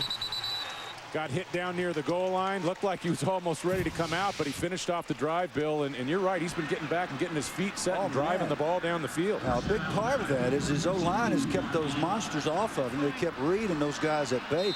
Early, he was getting hit every time he threw the ball. So that's the big face mask, 15-yarder. And Pennington with the out at the 47. It is caught by Matt Cadell for 15 yards. First catch for the redshirt freshman from McCalla, Alabama, in 13 seconds. Well, Bill, Minnesota's really the team that's usually more aggressive in the passing game. They elected to try to run out the clock, and Mike Schulich trying to score here. One timeout to go. The catch by DJ Hall did not get out of bounds, just inside midfield. Clock rolls and now stopped at 4 seconds. Remember, in college, a first down stops the clock. So Mike Shula, after calling that handoff on the first play, after going through the trouble calling timeout so they could get one more possession. Well, I have an opinion about that. Please, I know you're shocked to learn that. I'm nonplussed. You don't even know what that means, but Darby is such a threat, and they wanted to get him on the field and see if they could pop a draw and get him a 30-40 yard run and then go into their offensive thinking, don't you think? Well, Bill, I'm from the school of thought that if you get an opportunity near midfield in a bowl game, you don't got a lot to lose. I like putting the ball up down the field. It's 2 against 1. Well, I'm glad to learn that you know what nonplussed means, and I'm glad that you're from a school of thought. That's a surprise. Minnesota at 167 on the ground. Exactly 100 of that from Marion Barbour III. And still minus on the ground, Alabama, but Pennington starting to do some damage through the air. Is nonplussed the same as discombobulated? Same general family, yeah. It's a cousin, Bill. It's a cousin. I think we're in for a pretty good football game here in the second half. We got one. There's some hitting going on out there. They put 1 more second on the clock. 5 seconds and a half. And this is the Big Ben down the field. Just make sure you get it in the end zone. Inbounds. Instead, it's the hook and ladder. Pro with the toss from Brown. And Pro dances inside the 25, but that's where it ends. Nice call, Mike Shula. Barbour first to get 100 on the ground against Bama this year, and it took him only 2 quarters. 67 for Maroney on his 16 carries. But Minnesota with 3 turnovers and a 3-point lead. Alex is with Mike Shula. Mike, you in the second quarter had some words with the officials. What did you say to them? Well, the clock, it went out on 0. So it was, to me, when the play clock goes out on 0, it means it's a delay a game. I asked them if the coach had called timeout or if the quarterback had called timeout. They told me the quarterback had called timeout, and from what I saw, he called timeout about 4 or 5 seconds after the clock hit 0. So other than that, I'm not going to make any comments. Your quarterback has been putting a lot of this game on his shoulders. How much can you put on Spencer Pennington in the second half? Well, he can win the game for us. What we got to do, we tried to throw it on early downs early in the game, and we're getting sacked. We can't take sacks on first down trying to throw the ball. We got to be more productive. We got to protect better. Got to throw it away. And then, the last drive we scored in, we didn't have any third downs, and we stayed out. Other than we overcame the 1 sack, but just got to stay out of long yardage situations. Thanks, Mike. Mike Shula's quarterback, 12 of 13 in the half, 145 yards and a touchdown for Spencer Pennington. 17-14 for Minnesota. Back to Reese Davis. ESPN's Capital One Bowl Week, an American holiday tradition. And back at the Coliseum in Nashville, ready for the second half. 17-14, Minnesota leading Alabama. Just have to differ just a little bit with Reese Davis. You put that on, now you're fully dressed. You like that? Happy New Year. How's that? Nah. Bill, that's special. Minnesota's running at will. Well, are they? No. Here's a stat that surprised me. The first 29 carries from Minnesota's running game, 161 yards. Their last 8 carries, 6 yards. They average 0.75 yards per carry. So the Alabama defense has found a way to stiffen against this powerful ground game. Lawrence Maroney and Marion Barbour III. And that's what they're going to have to continue to do. Well, Bill, you look at Minnesota, and maybe they haven't been running the ball that effectively the last few carries, but how about Alabama? -2 yards rushing in the first half, and really the only bright spot for Alabama, 12 for 13 showing by Spencer Pennington in the first half. He needs some help from the Alabama run game, and before this game we came into the afternoon thinking that the run game would need some help from Spencer Pennington.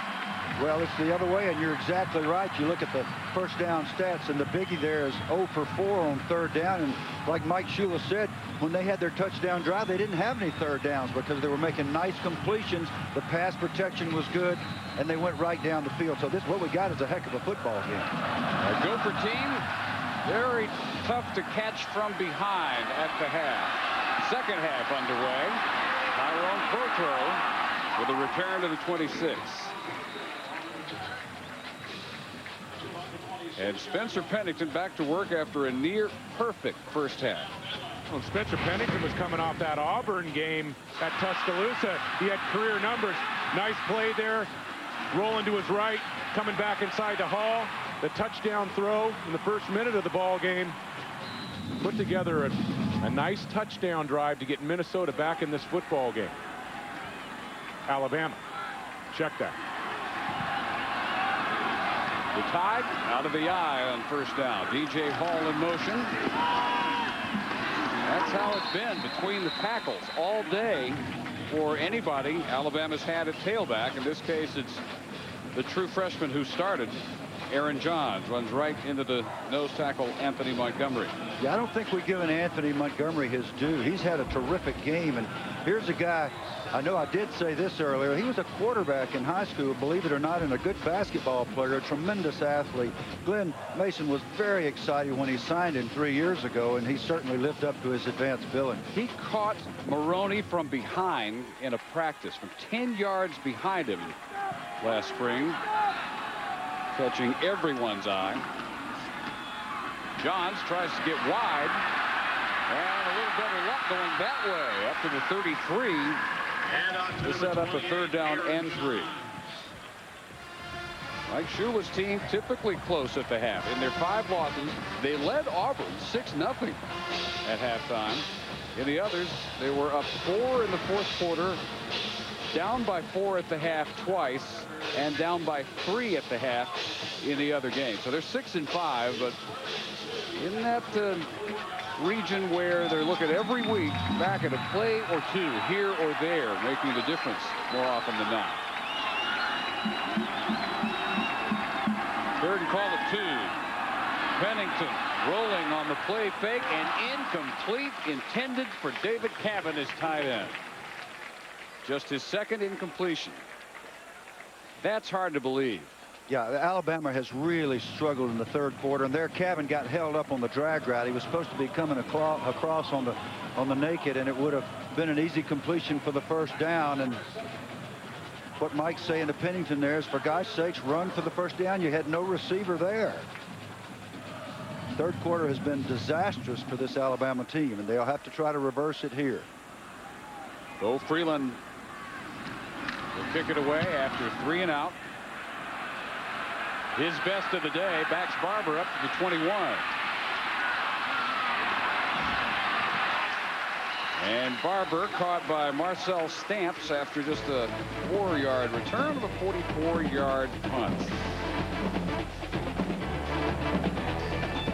Mike, former coach of Bill. Are you fighting the urge to get in his face, yell at him, order him to do some up downs, anything like that? It's all he can do to keep from correcting me, because he had to do it so often. But Coach, it's so great to see you. Thank you. There's so many of us, and when I find myself talking about you, invariably I say something like, you know, I owe my whole career to Coach Shula, because he took me when nobody else wanted me. But I really think the biggest key to your greatness was the fact that you took guys that nobody else wanted. And there were a bunch of us. And you know, you think of all the guys like Kuchenberg and Langer and Larry Little, who went on to be Hall of Famers. And we'll let this play go here. But what was it that you did? How was it that you could recognize things and all that? And there are a lot more that I didn't mention. Well, I think the secret to coaching is picking out personnel and putting them in a position where they can get the most out of their ability. And that's what I think coaching is all about. And that's what I tried to do. You know, you don't try to take somebody that doesn't have the ability and ask them to do something they're not capable of doing. But when you see that ability, then you want to put them in a situation where they can get the most out of it. And that's what I've always tried to do in my coaching career. Gain of 8 yards for Maroney. And on 2nd down and 2, he is not able to get around the corner, and is going to be very close for a 1st down.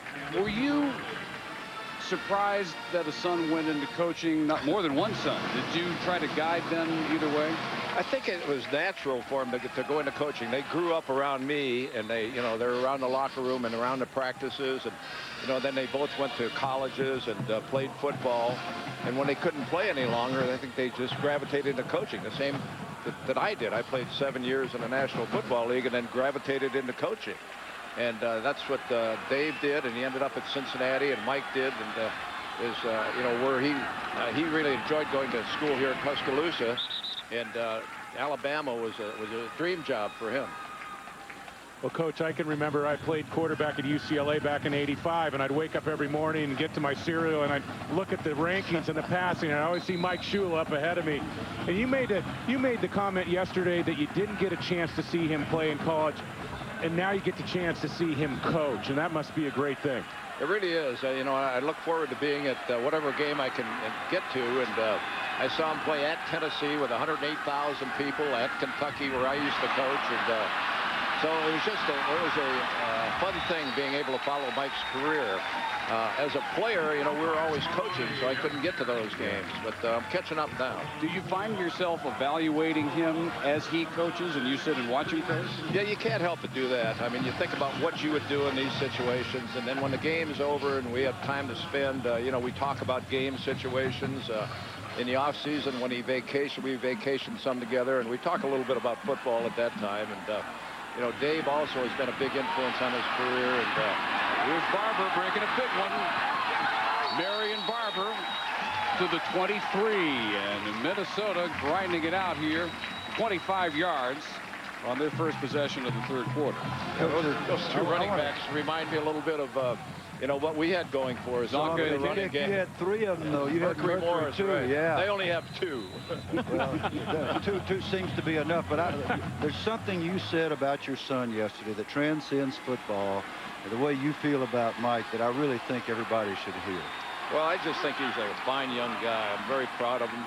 There haven't been too many negative moments that I've had with Mike as he grew up, and it's just been a pleasure to raise him. He's the youngest one in our family, loved by everyone in the family. I got 3 daughters that are just in love with Mike, and so he's been a great member of the family. Well, I just wanted everybody to hear that, and I know you're enjoying watching him grow up as a head coach. He's done a marvelous job to hold this thing together this year when he literally lost his entire skill set out of his backfield. Well, it's evident here today.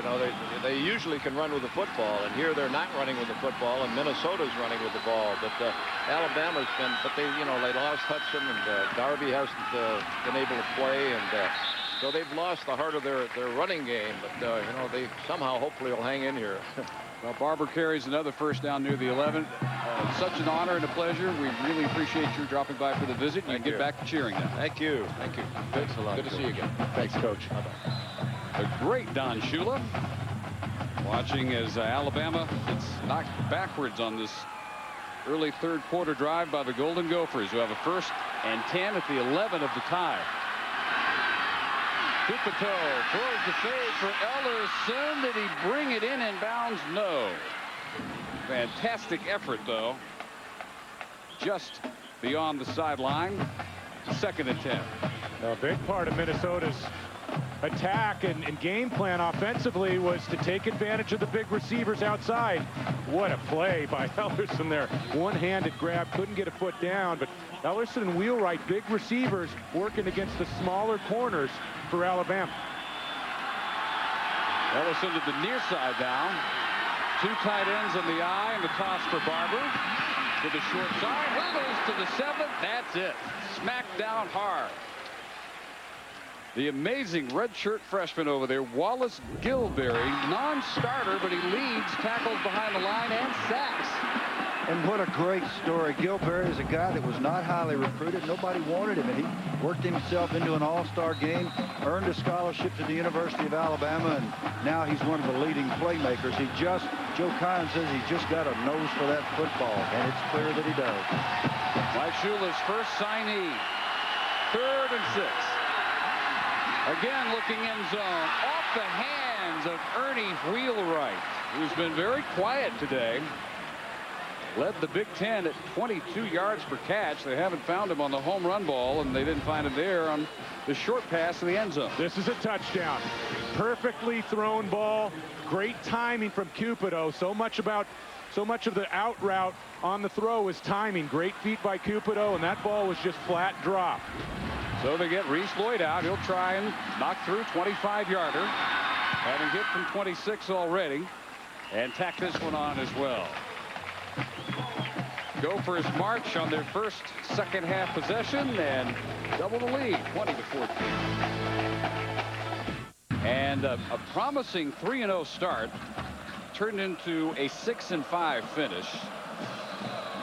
There was a game that in microcosm mirrored the season, maybe Auburn. They led 6-0 at the half against the undefeated Tigers before giving way in the second half. And on the short kickoff at the 31-yard line, Trent Davidson is there with a flag down back at the 44-yard line, and Jack Kramer, the Big East referee, says personal foul, Gophers. Dead ball, personal foul, number 42 on the kicking team, 15-yard penalty, first down. Jason Lamers, backup fullback. Well, now Glenn was yelling at Brian Smith, so I don't know if the official missed the number or if Glenn missed. I got more faith in Coach Mason than I do the official, so I'm thinking it might have been number 43 that got chewed out there. Somebody did a cheap shot, though, and the coach was not happy. 47, 1st and 10. Throw out of the slot. And another quick toss. This has been working well for the Tide. And Bennington hits Keith Brown. He fights his way out of the tackle. Close for a first down. Alabama going against the 112th ranked pass defense of Minnesota and doing well. A season that had so many close calls. 6 wins, all blowouts. So they win, they get their expectations up. Their closest win was 16 points over Mississippi State.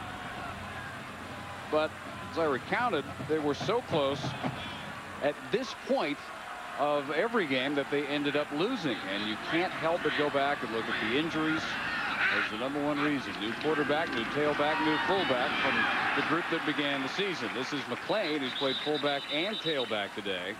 And he comes up short of the first down. Well, and no doubt they've had a lot of adversity this season, but you look at these seniors and what they've gone through in the 4 years with the probation, the coaching changes. They've been let down several times by coaching moves, including Franchione moving down to A&M, and you know, guys like Todd Bates and Wesley Britt and Evan Mathis and Cornelius Wortham. I mean, I haven't seen a senior class deal with that type of adversity in a long time in college football. 3rd and 2. Offset eye. Pennington. Little bit low. Still looked catchable for Keith Brown, but he couldn't bring it in. And now you're at the spot on the field where you wonder maybe a fake punt could be in store on 4th down and 2. Mike Shula has only 7 seniors with prior bowl experience. He is the 4th different head coach these seniors have played for. And he's got 68 scholarship athletes. You're supposed to have 85. Because of the probation, because of the cheating, he's playing with a less than a full hand here.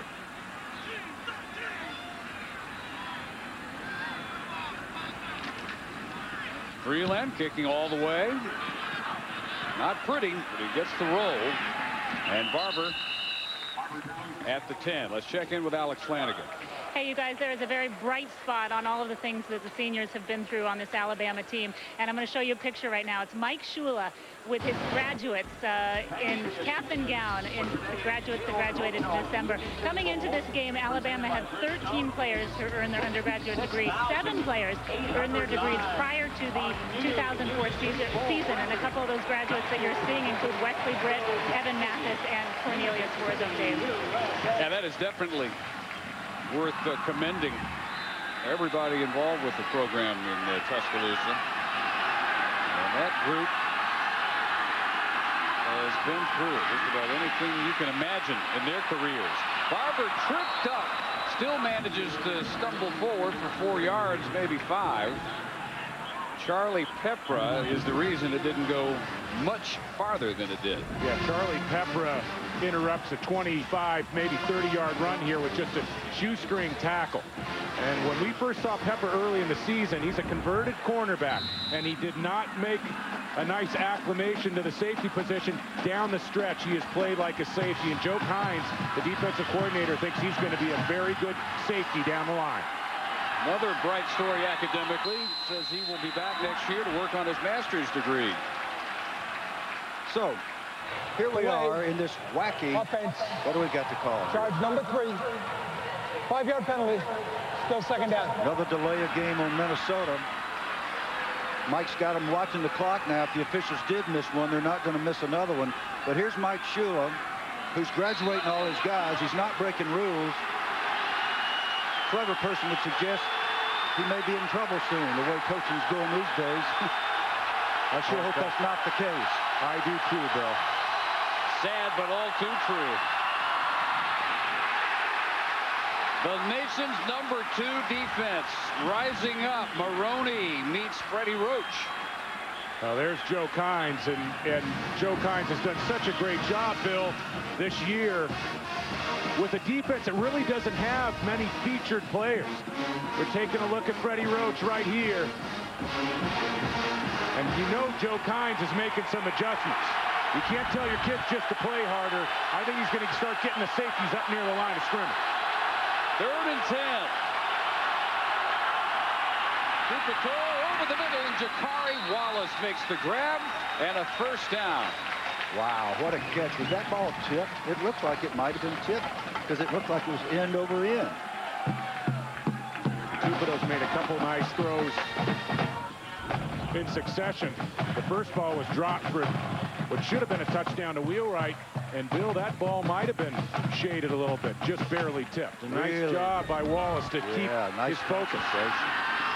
Now back to Maroney, spins away from Roach this time. Lots of hard work for a loss of a yard. Well, let me tell you what's happened. Somebody's got in those defenders' face because Minnesota came out in the 3rd quarter, rammed the ball right down their throat again after the Alabama defense had stiffened. And I guarantee you Joe Kynes or somebody got him on the sideline over there and said, "Men, you are Alabama Crimson Tide defense. Go out there and play the run, will you please?" And Bill, I'll tell you one other thing. Joe Kynes is getting some numbers up on the line of scrimmage, and this is going to open up some opportunities down the field for Cupido and his wide receiver. On 2nd and 11, another flag as Lawrence Maroney takes it to the 27-yard line. On that last drive, he and Barbour carried 7 times, combined for 65 yards. This again against Minnesota. During the season, the 4th least penalized team in the country. They are just about at double the average penalty yardage they gave up during the regular season. Bill, Glenn Mason takes these penalties a little bit more personally than your average coach would. You're not kidding. He's a terrific football coach because he believes in all the Illegal fundamentals. formation against the offense. Only 6 men on the line of scrimmage. That's unbelievable. 5-yard penalty. Unbelievable. Repeat, second down. 10 penalties for 74 yards in this game. That's, as you say, Dave, that's double the normal quota. And you can blame it on bowl and not preparation, not playing in a long time, but there's no excuse for not knowing how to line up in your 12th game of the year. Glenn Mason, who has accomplished more than any Minnesota coach in the modern era, a bowl game fixture as Barbour slashes back up to the 26-yard line. But a lot like for Schuler, it's good and bad news. And for Glenn Mason, Bill, when you talk to him, do you just sense it's palpable how frustrating it is to be so close to that breakthrough season? 2 years in a row, they're undefeated. They look like they've got Michigan beat. 2 years in a row, they let the Wolverines get away, and the season collapses. You can feel it. You really can. On 3rd down and 7, Ellerson runs deep. Kupito expects him to break off the pattern. Well, and that's some confusion as to how the corner, Simeon Castile, is playing the wide receiver. If a corner comes up and plays up on a wide receiver, then an out route turns into a fade. And that's what Kupito got on the outside, and he was expecting an out. Well, Minnesota's just self-destructing here time and time again, and Alabama needs to be good enough to take advantage. I wonder if they come after Lloyd here. Don't get that close, and he hangs a nice high one up for Tyrone Prothwell to 31. Wow, that guy's hard to tackle. One of the things Glenn Mason said, we're really nervous about their special teams. They can beat you in a hurry that way. Pennington back to work with 5:40 in the 3rd, down 6 when we return to Nashville. By Mazda, always the soul of a sports car. And City, proud sponsor of the 2005 Rose Bowl, New Year's Day on ABC. David, since you're sticking around, why not check out the ice slide? Definitely the highlight over the grounds of Opryland. Over 1.5 million pounds of ice and ice sculptures. Looks like a lot of fun, but I'm going to find me a honky tonk tonight. Maybe get a cold beer. End around. Keith Brown. Midfield and knocked out of bounds. Dominique Barbour, a true freshman who plays behind Justin Fraley. Fraley shaken up on a kick as part of the coverage team a moment ago. This goes 17 yards. One of the frustrating things at Alabama this year, the absence of Brody Croyle and the other skill players, is the inability to get the ball into the hands of Keith Brown enough different ways. That's been one of their emphases in bowl preparation, and there's one of the benefits. Fraley back in. At the 47 of the Gophers, 1st down, Alabama. Pennington on target again, and it's close for another 1st down. Throw at the 37. Well, Pennington is starting to show me some of his throwing ability, and no doubt that he has a strong enough arm, but he's starting to get the picture in terms of getting back, getting set, driving the ball inside or outside on the receiver, shading the offensive player away from the defender, and that was a nice ball on the curl route. Don't you think, David, you were a quarterback, bowl preparation is a time that the quarterback can just focus on throw. He's improved so much, it's unbelievable since the last time we saw him. It is enough for another 1st. After the fake to Johns, looking deep. And throws it away. Johns was the closest to it for Alabama. We'll talk about how players have had a lot of coaches. The seniors, 4 different head coaches. Shula's had 4 different starting quarterbacks in his 24 games as head coach. And these are the 3 this year. Royal in just 3 games. Look how promising his season was starting. 6 touchdowns, was not intercepted. Mark Gillinon for 4. And Pennington combined 5 touchdowns, 11 interceptions once Croyle went down for the year. But Pennington not intercepted yet today. Aaron Johns with a nice cut up to the 32, and 3rd and 5 for Alabama. Croyle went down in the Western Carolina game, and Gillen stepped in, played at Arkansas, played pretty well at Arkansas, and then the South Carolina game. And guys, we did that game. Gillen didn't look very good, and Pennington didn't look much better. Gillen followed up in practice that next week, hurt his back, and it's been Pennington ever since. And I think he's really been improving down the stretch. Well, the bowl practice thing, isn't that a big factor? That's a huge factor for extra work for a young quarterback, and I think it's given Pennington some extra looks and some extra work. And when Mike Shula's coaching you, along with Dave Rader, that's pretty productive work. Game clock, 4:25. David Lockwood, the new coordinator for defense at Minnesota, has got a whole different team to defend this half than he had last half. He had an ineffective quarterback for a while there, was getting pressure. Now he's got a guy that's a hot hand. 3rd season on the staff, 1st game, however, as the coordinator after Greg Hudson left for East Carolina. 3rd and 5. Good protection. Another drop, even if it's caught, though. Ezekiel Knight is not close to the 1st down.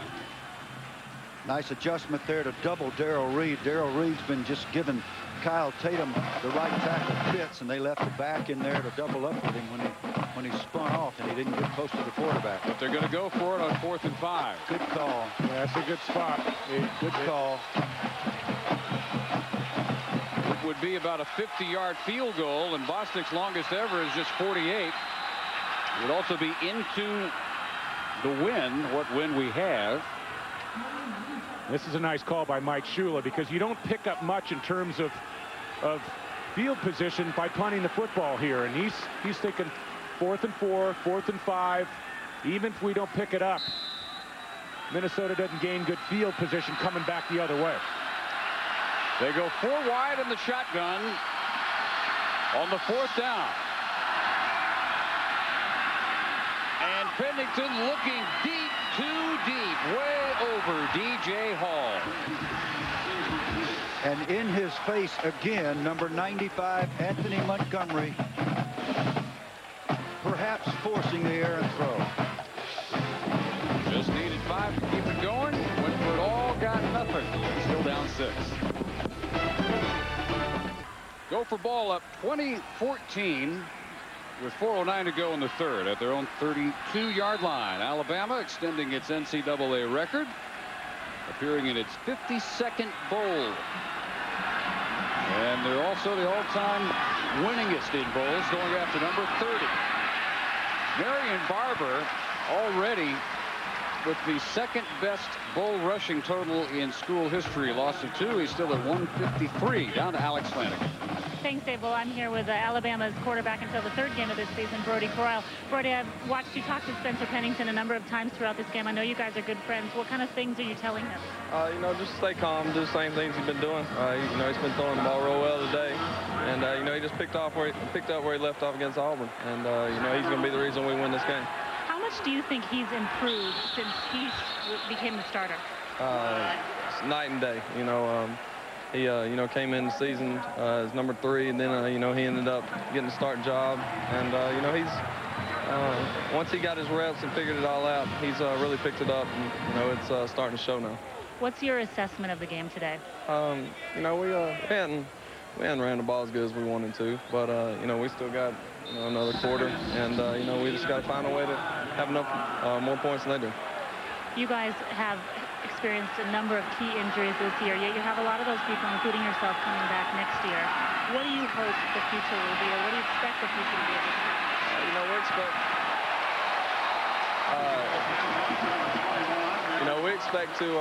You know, we expect to play for SEC championship and you know, be in a BCS game next year. You know, we have the talent to do it. It's just a matter of staying healthy, and you know, we think if we can do that, then we got a very good shot. Will you be back in the spring? Oh yeah, I'll be back. All right, Brody, thank you. Appreciate it. You know, that's the thing, Bill. Alabama can be down, and down by its standards is this year, 6 and 5. But Mike Dubose came out of nowhere, 110. Took him to the orange, the FedEx Orange, 99. Dennis Franchione quickly 110. before he left for A&M. Barbour gets away from Pepper this time and really struggles to get surprisingly close to the first. So the 38, still 4 yards shy, but Bama teams, when they get down, don't tend to turn it into 4 and 5 and 6 year streaks before they'll pop up and have that breakthrough season. Here's the thing you got to understand about Alabama football. It is always going to come back. It is so important in the state of Alabama. It's so important on that campus that it be done right and that you win championships, that it's always going to happen. And they've got just the right guy to get that done now in Mike Shula, who understands the entire syndrome. That from another former Alabama coach who won 10 very quickly. Throw. A bit of a bobble. Now he gets to work. A lot of hard work involved in a 5-yard return. Saturday, ESPN2 debuts Bass Saturday. 4.5 hours of rod-bending, line-stretching, fishing action, as well as tips and technology from the best fishermen in the business.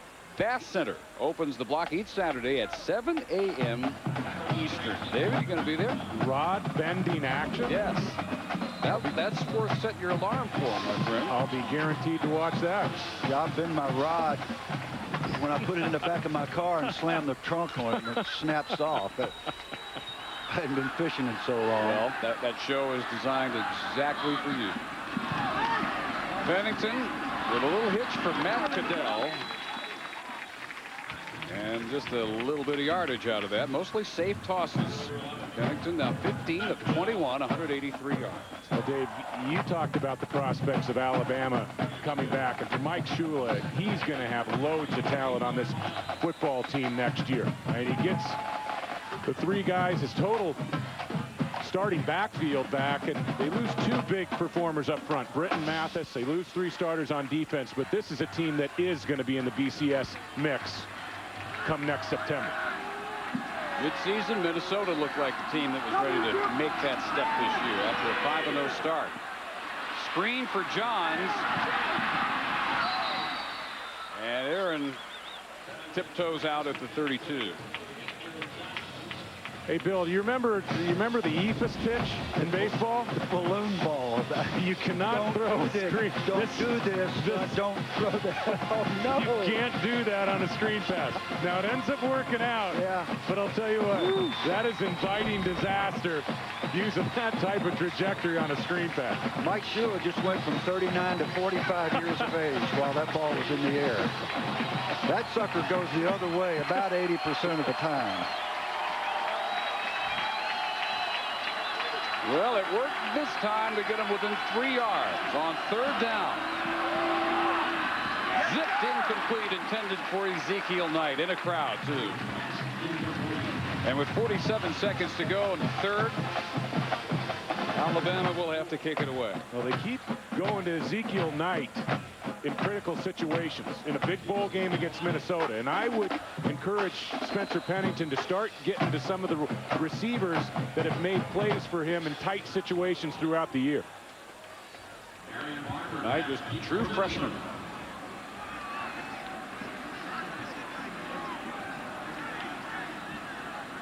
This is Jeremy Schatz instead of Bo Freeland back to punt. Not a whole lot better than most of Freeland's work today. Freeland over and over benefiting from rolls. This one rolls out at the 37, and that's just 34 yards. This is just the first of the triple header for New Year's Eve on ESPN. We go west after this to Memphis, the AutoZone Liberty Bowl. Top scoring teams in the country, Boise State, Louisville, followed at 7:30 by the Chick-fil-A Peach Bowl from Atlanta, Florida, against Miami. Boise State and Louisville, 1-2 in rushing touchdowns, 1-2 in total offense, 1-2 in points per game. And they go head-to-head right after we're all finished here in Nashville. Lawrence Maroney with a pickup of 3 to the 40. I haven't talked about Greg Esslinger in a long time. This guy is a great football player. Watch him take a big defensive nose guard and just walk him 3 yards off of Rudy Griffin. Is a good football player. He just got manhandled by a guy that has to hike the ball and move his feet. That is not easy. This guy's special. Marvelous player. I promise not to brag on him too much more. Well, you can brag on him as much as you want, Bill, because I think he's brought a little glamour back to the center position in college football. He's turned it into a skill position. Yeah, but he doesn't act like a glamour guy. He's a blue-collar guy. He had a piece of pizza the whole time we interviewed him. 1 quarter to go in Nashville at the Coliseum, the Gaylord Hotel's Music City Bowl. Still right there for anyone to take. Minnesota 20, Alabama, from a true state-of-the-art facility, the Coliseum, which has about as many folks as it would if the Tennessee Titans were playing. Should be a record crowd easily. Should be the 60,000 they needed to make it a record. All but 3,000 or so wearing crimson, and with some furrowed brows with 1 more quarter to go. It starts with a give to Lawrence Maroney. Stop for no gain. You want to see a real football player that's fought back from adversity and a variety of position changes. Freddie Roach, one of the adjustments at half is to get him active and zeroed in on filling his gaps a little more quickly. That's second or third play he's made in the backfield in the second half. Second team all SEC, even though he only started the second half of the season. After the toss to Maroney, the reverse going nowhere. Jakari Wallace sees Roman Harper read the play all the way up from free safety. Roman Harper has done such a great job. We talked about earlier in the broadcast, Alabama, 50%, nearly 50% of their defensive situations this year resulted in 3 and outs. He protects the middle of the field so well against the pass, but this time he gets to work behind the line of scrimmage. That's a Joe Kynes call, having his free safety responsible for contain on the reverse. Not a normal alignment and not expected by Minnesota's play callers. Harper, who also has an interception on his day. A loss of 10. Reese Lloyd hangs this one inside the 30, or right at the 30. Now just inside with the roll. I hate to see those punts hit the ground. Prothro should have gotten up there and caught that ball. He's lucky it didn't run down the sideline on him. 40-yard kick. And the ball when we come back. Alabama takes it at their 29-yard line. Outgained by Minnesota, 319 total yards to 214, and only 27 of those yards have been on the ground. As Spencer Pennington's arm has carried the load to keep the tie close. This one is going to be just overthrown as Keith Brown had blown past Jonathan Richmond. Now, I love that play call. I think that's a great call by Mike Shula and Dave Rader. But what this offense has got to do for its defense, if they want to avoid the fourth quarter collapses that they've had this year, the Minnesota offense has had the ball 27 minutes.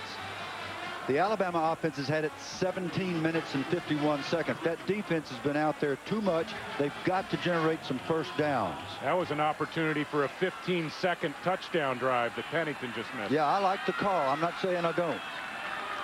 He was 12 out of 13 in the first half. Now just 4 out of 11 in the second. And Prothro looks up and sees Darrell Reed waiting for him. And Mark Lossley, and loses back to the 23. You're only going to get so many opportunities in a football game. Pennington missed one, and now Reed, the talented defensive end, moved from tackle during the offseason, cinching things down on the run game. He's been dominating this football game in many instances.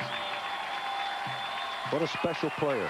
Way too many of these for the tie today. Third and forever. 0 for the day. 0 for 8 converting third downs. Needing 16.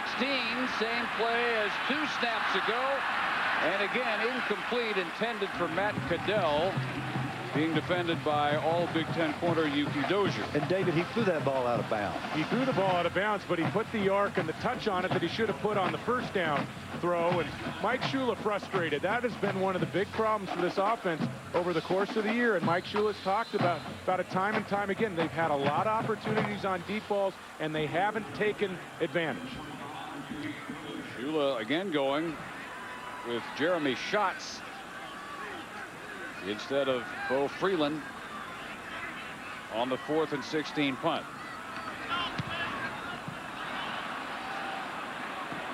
Hasn't exactly been a kicking clinic. End over end, backs up, killed at the 48, just 25 yards for Schatz. 12:20 to go. Great field position for Minnesota, up 6.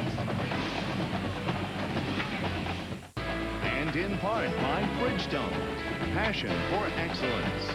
And Pontiac, and the first ever G6, the next official performance machine of the NCAA. David, again, to keep you off the streets, I implore you to visit the Country Music Hall of Fame and Museum. They have over 4,000 items on exhibit tracing the origins of country music from the 19th century to today. Isn't that better than the honky tonks? They got a couple of your suits in there, Nori. Keep it coming, baby.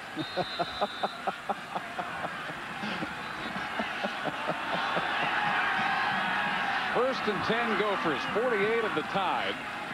And the sweep started to the short side, but Maroney cuts back and picks up 3, and we send it down to Alex Flanagan. Well, Dave, with Roman Harper having a number of big plays today, it's a day that his parents wouldn't want to miss. Now, let me tell you, it wasn't easy for them to get here today. Princess and Ronald Harper, which are Roman's parents, were in San Jose last night.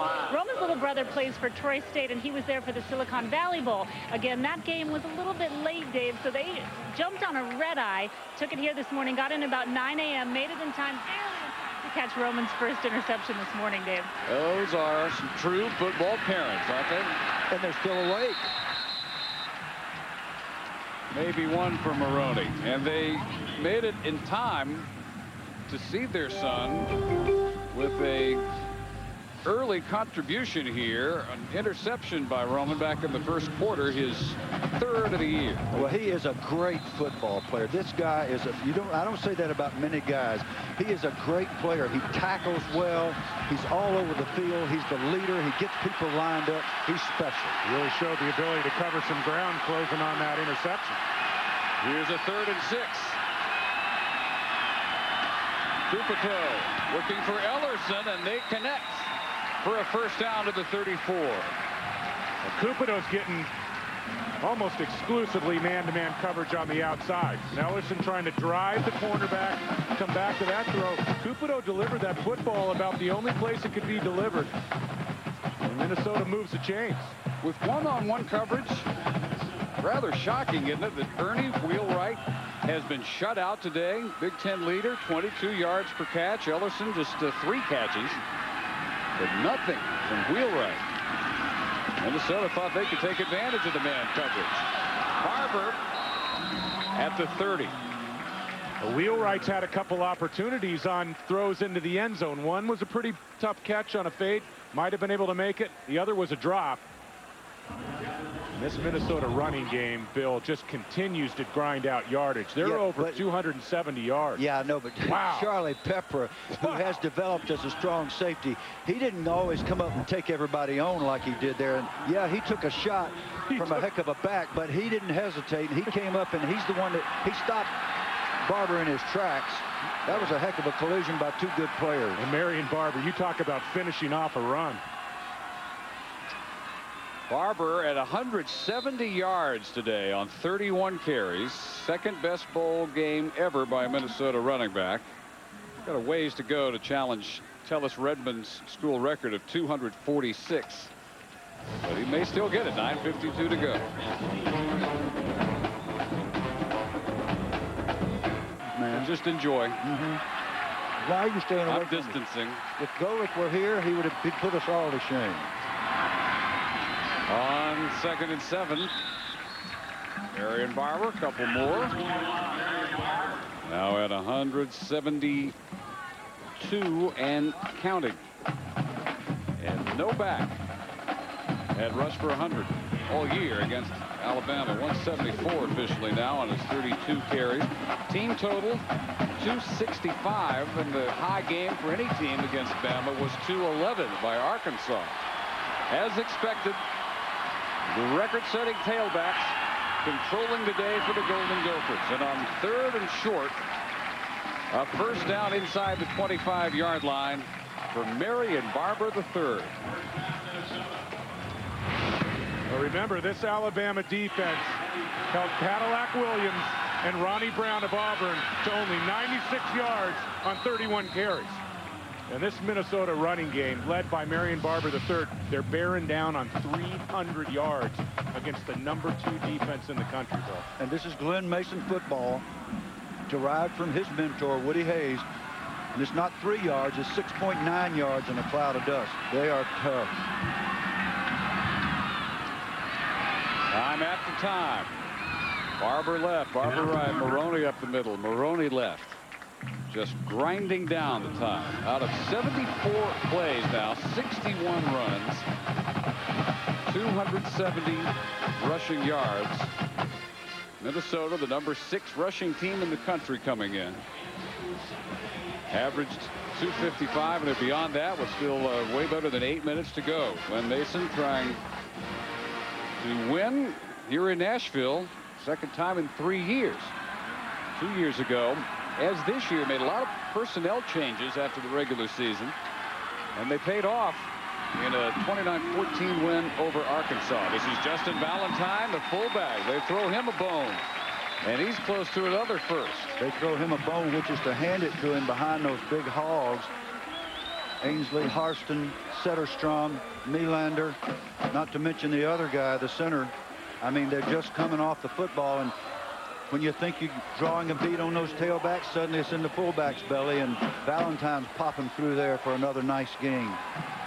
This is hard to stop. Yeah, it's fairly typical for Glenn Mason. You look back to when he was at Kansas, and remember he had Henley and Levine there, the twin backfield. That was pretty impressive as well. 3rd and 1. Barbour easily with the first and close to a 1st and goal. He's at the 11. And that clock keeps right on running. Alabama came into this game with a very good red zone defense percentage against touchdowns. They only allowed 20 people in their red zone, 20 possessions in their red zone, and only gave up 9 touchdowns in all of those possessions. But they're up against a different kind of force today. And I said that Minnesota would not have seen a defense like this. Well, this defense has not seen an offense like the Minnesota Gophers. Now that's real evident. And with all the pride the SEC takes on its rushing tradition, no SEC team has come close to what Minnesota is doing to them today. As Barbour carries again. What's so impressive about this running offense is throughout the season, everybody in the ballpark knows they're going to run the football. 8-man fronts, 9-man fronts, and still this big offensive line for Glenn Mason, they get it done. Very important down here. You'll see Minnesota be extremely conservative because the field goal is critical. The field goal turns it into a 2-score game. A 9-point lead is so very different than a 6, and that's obvious. Alabama shut out in the second half, and their first touchdown went just 2 yards. They've had no luck sustaining anything.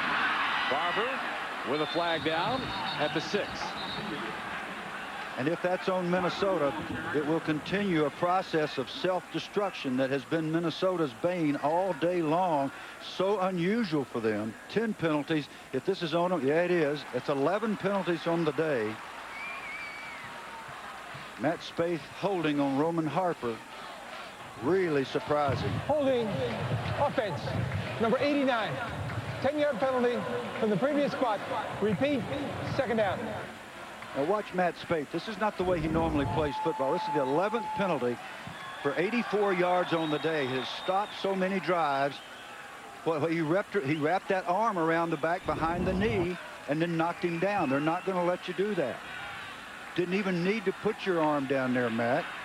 Bill, you used to get away with that every now and then because you were a little more subtle about it. Never did a thing like that.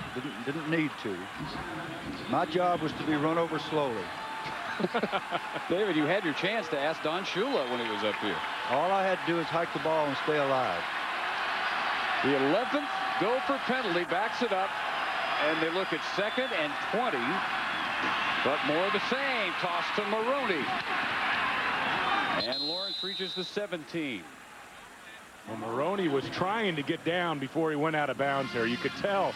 And he got carried out of bounds. And right now, not only, as you mentioned, Bill, are they trying to keep that 3 points in their back pocket to make this a 2-score game, but they're also making sure they don't put the football up in the air, don't turn the ball over, and keep that clock moving.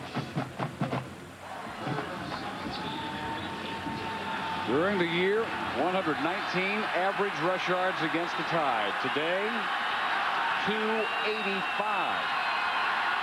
Barbour with 183. Once more through the middle. Pepper drives him to the turf at the 14, where it will be 4th and 13, and Reese Lloyd will come on to try and make it a 2-score game. Reese Lloyd is a fascinating creature, a guy from England who was a soccer player. He does the punting and the place kicking, and he's got a powerful leg, and there have been moments of brilliance and moments where he has not done well, and he's on that hash mark where it's difficult for a right-footed kicker. It's just a weird thing about being on the right hash mark. It's a tough angle.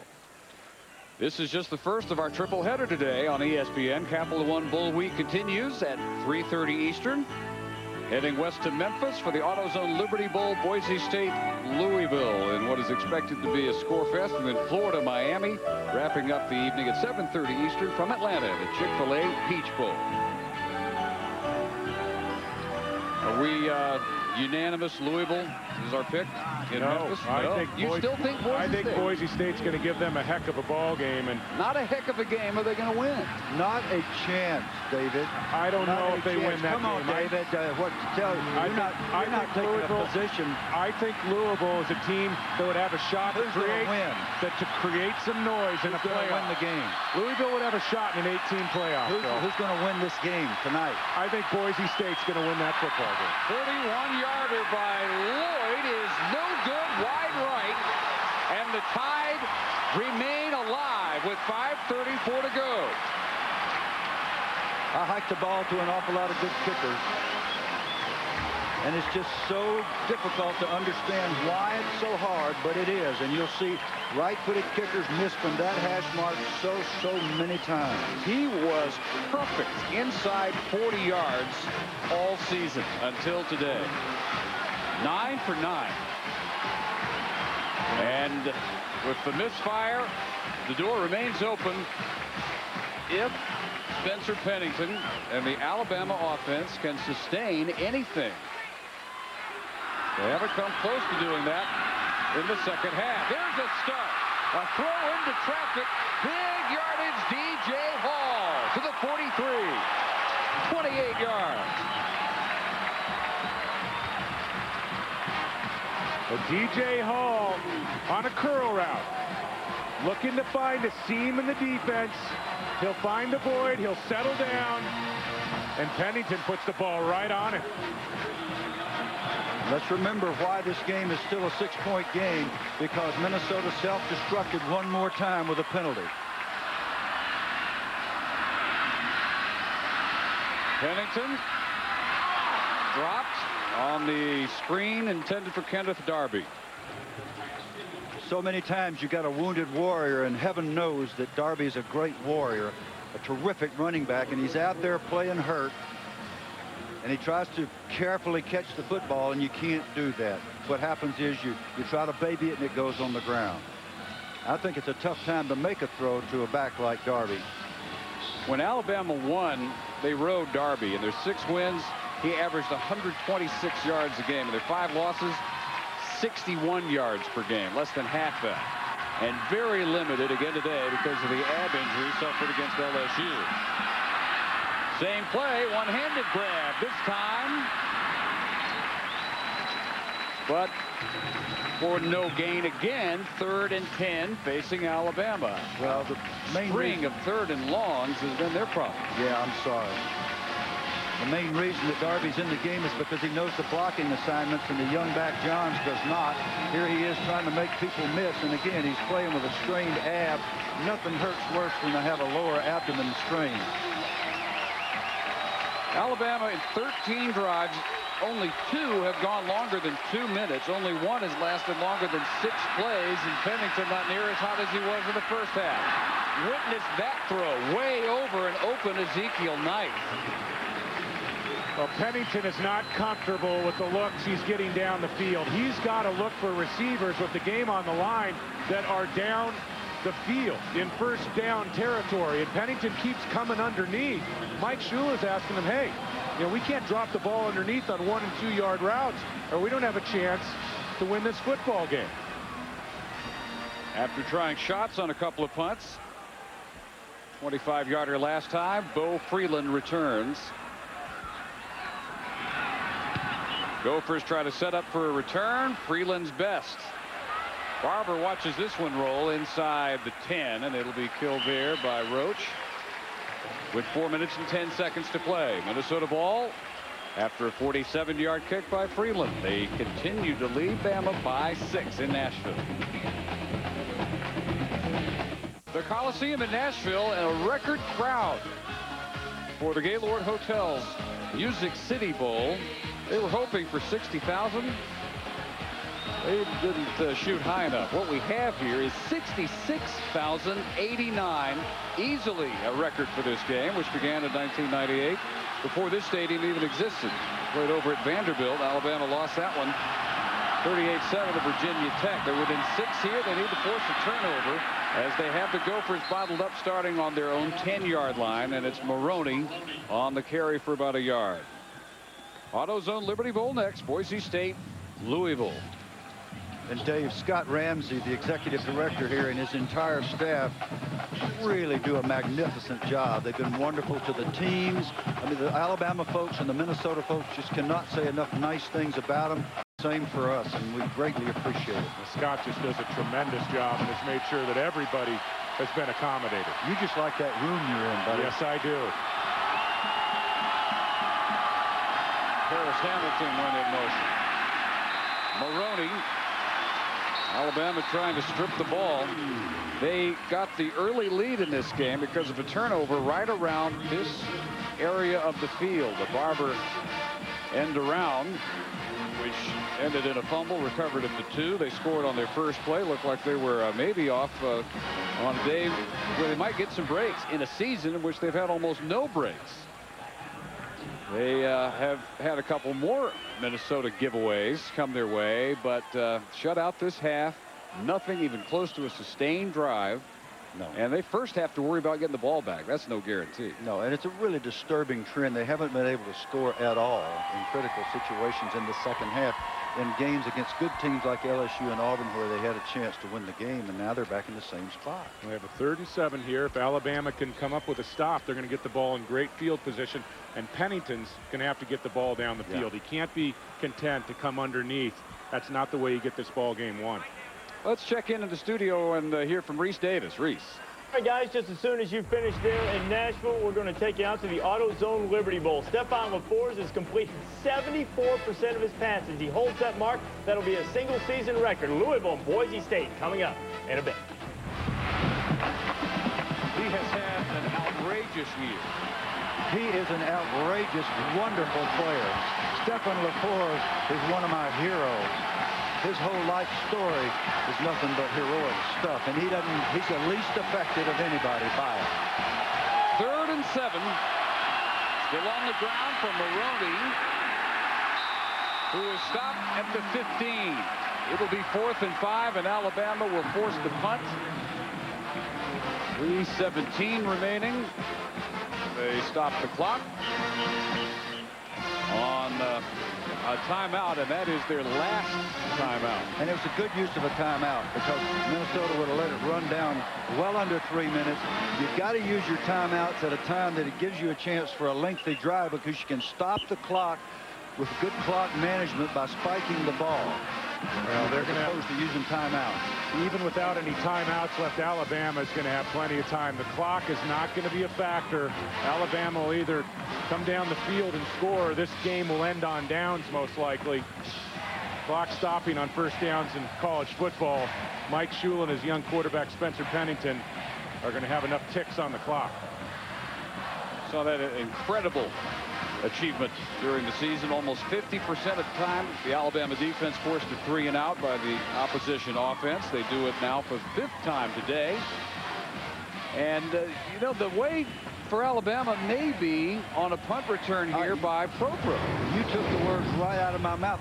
They got to punt the ball to Tyrone Prothro here. And Alabama's struggled on offense. Some drops, some indecision by Pennington, some poor throws. But he gets one more chance. And Prothro gets another chance to run one down their throat. Lloyd has not had a punt blocked all year. And he will run through the end zone and settle for the safety. Absolutely. A marker down, however, at the line. Lloyd with the safety to give Alabama the 2 points, make it 20-16. They would still need a touchdown and just get it out of their own end. Holding Minnesota. Yeah, even on a deliberate safety. No, you deliberately. I've seen a lot of things, Bill. Well, what I've you never teach, seen that. A lot of coaches teach you tackle all of them. I'm serious. You take the holding because they're not going to accept it. You run around back there and run as much time off. You got to have a offense. Listen carefully. Number 44. Result of the play is a safety.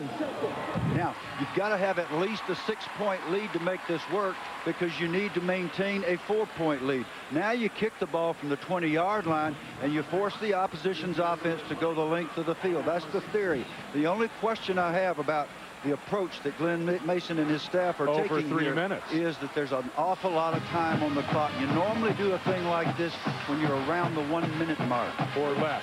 It's still a very good strategy in this situation, I believe, because you just didn't want to kick it to Prothro way down there backed up. Now, Mike Shula knows he still needs a touchdown, but you know, the one worry that you have with that much time on the clock is if indeed Alabama does score, they break a big play, and there's a lot of time left.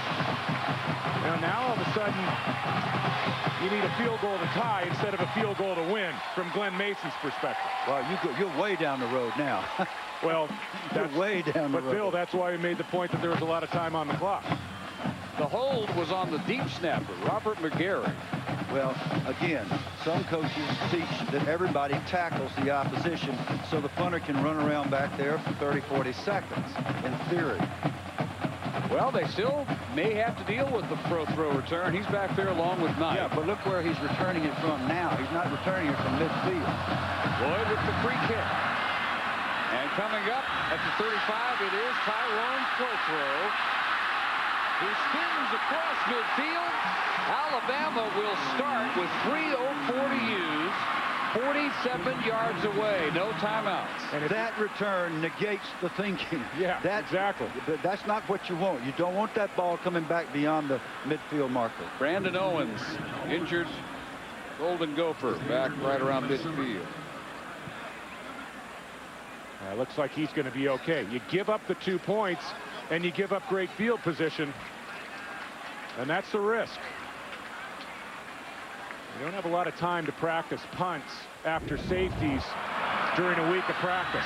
And look at Prothro, one of the best in the country, picking his way, getting north and south, and giving his team an opportunity to win this football game. Alabama led the nation in kickoff returns much of the year. Ended up third nationally. The 48-yard line is where they give Prothro the return. 1st and 10 from there. Pennington cold most of this second half. He starts with a strike to Prothro, who dances his way down to the 36. A first down for Bama. And normally you would think that he needs to get out of bounds. Not so here. Plenty of time. David's already said it. The clock is not a factor at this point. And also with this much time on the clock, it gives you some more freedom with your playbook. You can mix in a couple runs, a couple draw plays. And Darby's back in the game. He knows the protections. Pennington looks right, now looks over the middle, and wide open is Darby. Injured ab or not, Darby sucking it up here in game-winning time, and he's to the 27. He's in a lot of pain. That kid is really showing us some guts out there. That's a gut check for Darby. That hurts so bad. Real courageous effort. Couple of feet shy of another first. On second down, Pennington.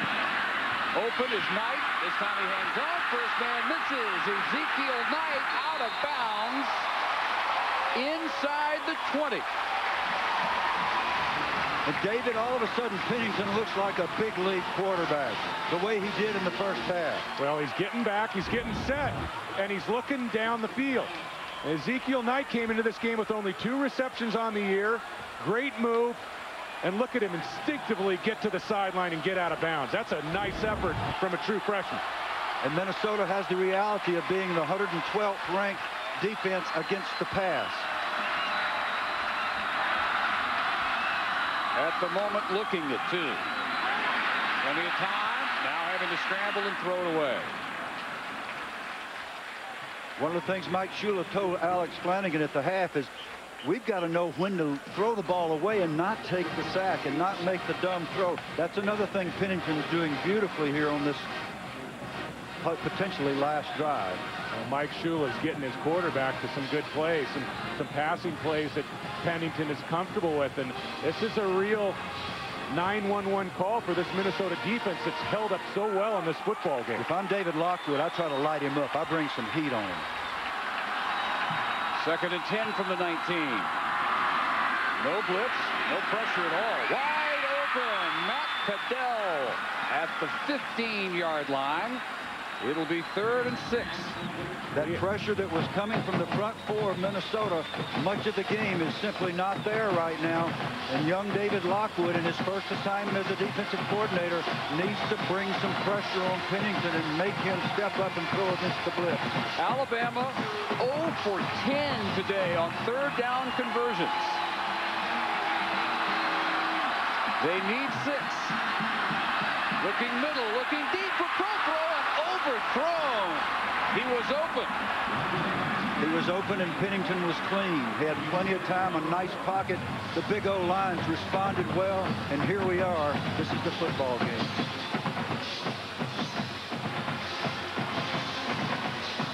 Boy, is that the story of the season.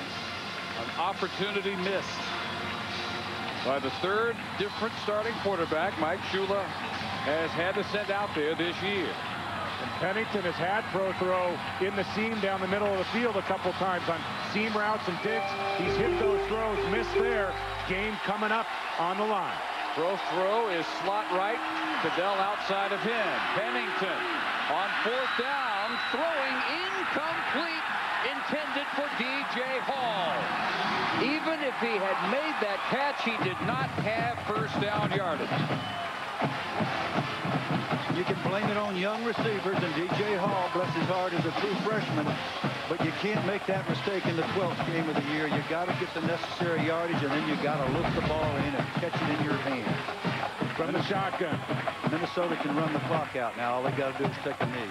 And Pennington had the time, he had the protection, and Mike Shula knows that he had receivers open down the football field. I think you got to keep that ball in bounds a little bit more for your young freshman receiver. And what a win for Mason.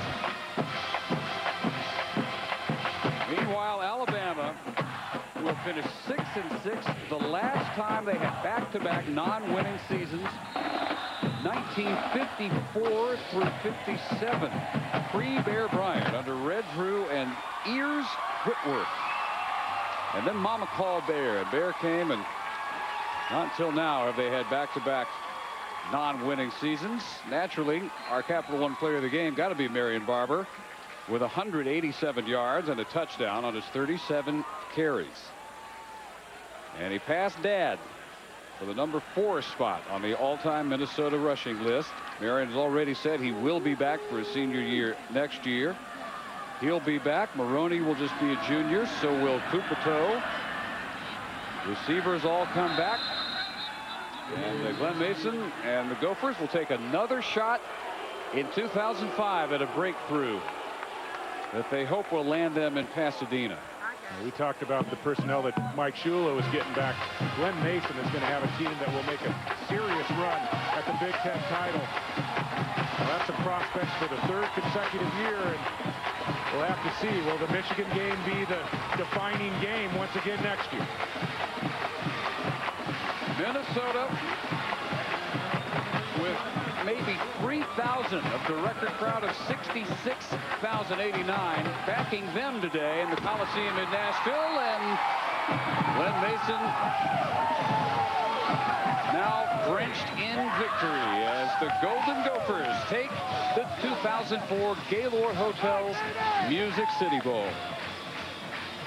And after a 5-0 start, they finished 7-5. It's been a great year for Bill Curry, David Dorey, Alex Flanagan, statistician Kirk McCarley, spotters John Barnett and Mike Barnett. Dave Barnett, Happy New Year. And on we go to Memphis and the Liberty Bowl coming up next.